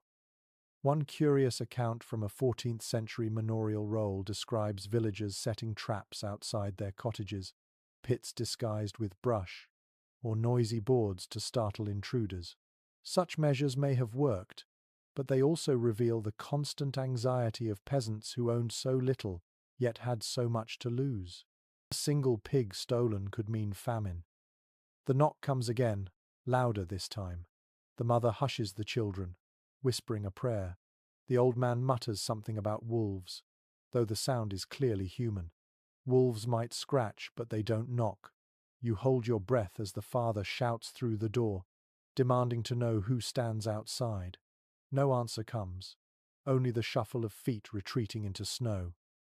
Debate among historians continues about how common rural theft truly was. Some argue it was rampant, fueled by poverty and scarcity. Others suggest manorial courts exaggerated the problem to justify fines and control. The truth is probably uneven. Some villages plagued by raids, others rarely troubled. But when you live in a hut where one latch guards all your possessions, paranoia is inevitable. Inside, the tension lingers. The father replaces the bar, then sits awake by the hearth, staff across his knees. His silhouette glows faintly in the ember light, a silent sentinel against the night. The rest of the family shifts uneasily, but eventually exhaustion wins. They return to slumber, though fitful. You lie awake longer, heart thudding, realizing that even in bed, sleep was never free from fear. One odd little superstition claimed that placing a broom across the threshold at night would confuse spirits or thieves, forcing them to count each straw before entering. Was it practical defense? Not really, but it shows how creative villagers became in guarding against unseen dangers. Perhaps this family keeps their own broom by the door. Perhaps that too was part of tonight's protection. The goat eventually relaxes, laying its head on your legs. The pig sighs, curling back into straw. The children stop whimpering. Only the father remains alert, staring into the dark. You realize how heavy such vigilance must have been, repeated night after night. Experts remain divided on whether fear of theft made peasants sleep poorly or whether, over time, they simply accepted it as another fact of life. Some argue anxiety gnawed at them constantly. Others believe routine dulled the edge of worry. You suspect both are true fear, sharp at times like this, dull the rest of the year. You sigh into the smoky air, pulling the blanket closer, and finally let your eyes drift shut again. The father's watchful figure still looms by the hearth, a fragile barrier against hunger-driven strangers. Perhaps that was the truest nature of medieval sleep, never fully secure, never fully peaceful. The body might rest, but the mind always listened for knocks in the night. The hut is still, but your thoughts churn as you drift back into half-sleep. One question circles in your mind. How did they endure? How did peasants survive night after night in such conditions? Thin walls, fleas, drafts, sickness, hunger, strangers at the door. You lie awake, trying to piece it together, and realize you're asking the same questions scholars have wrestled with for generations. Archaeologists uncover soot-blackened timbers, scraps of wool, bones of livestock, and yet the picture remains incomplete.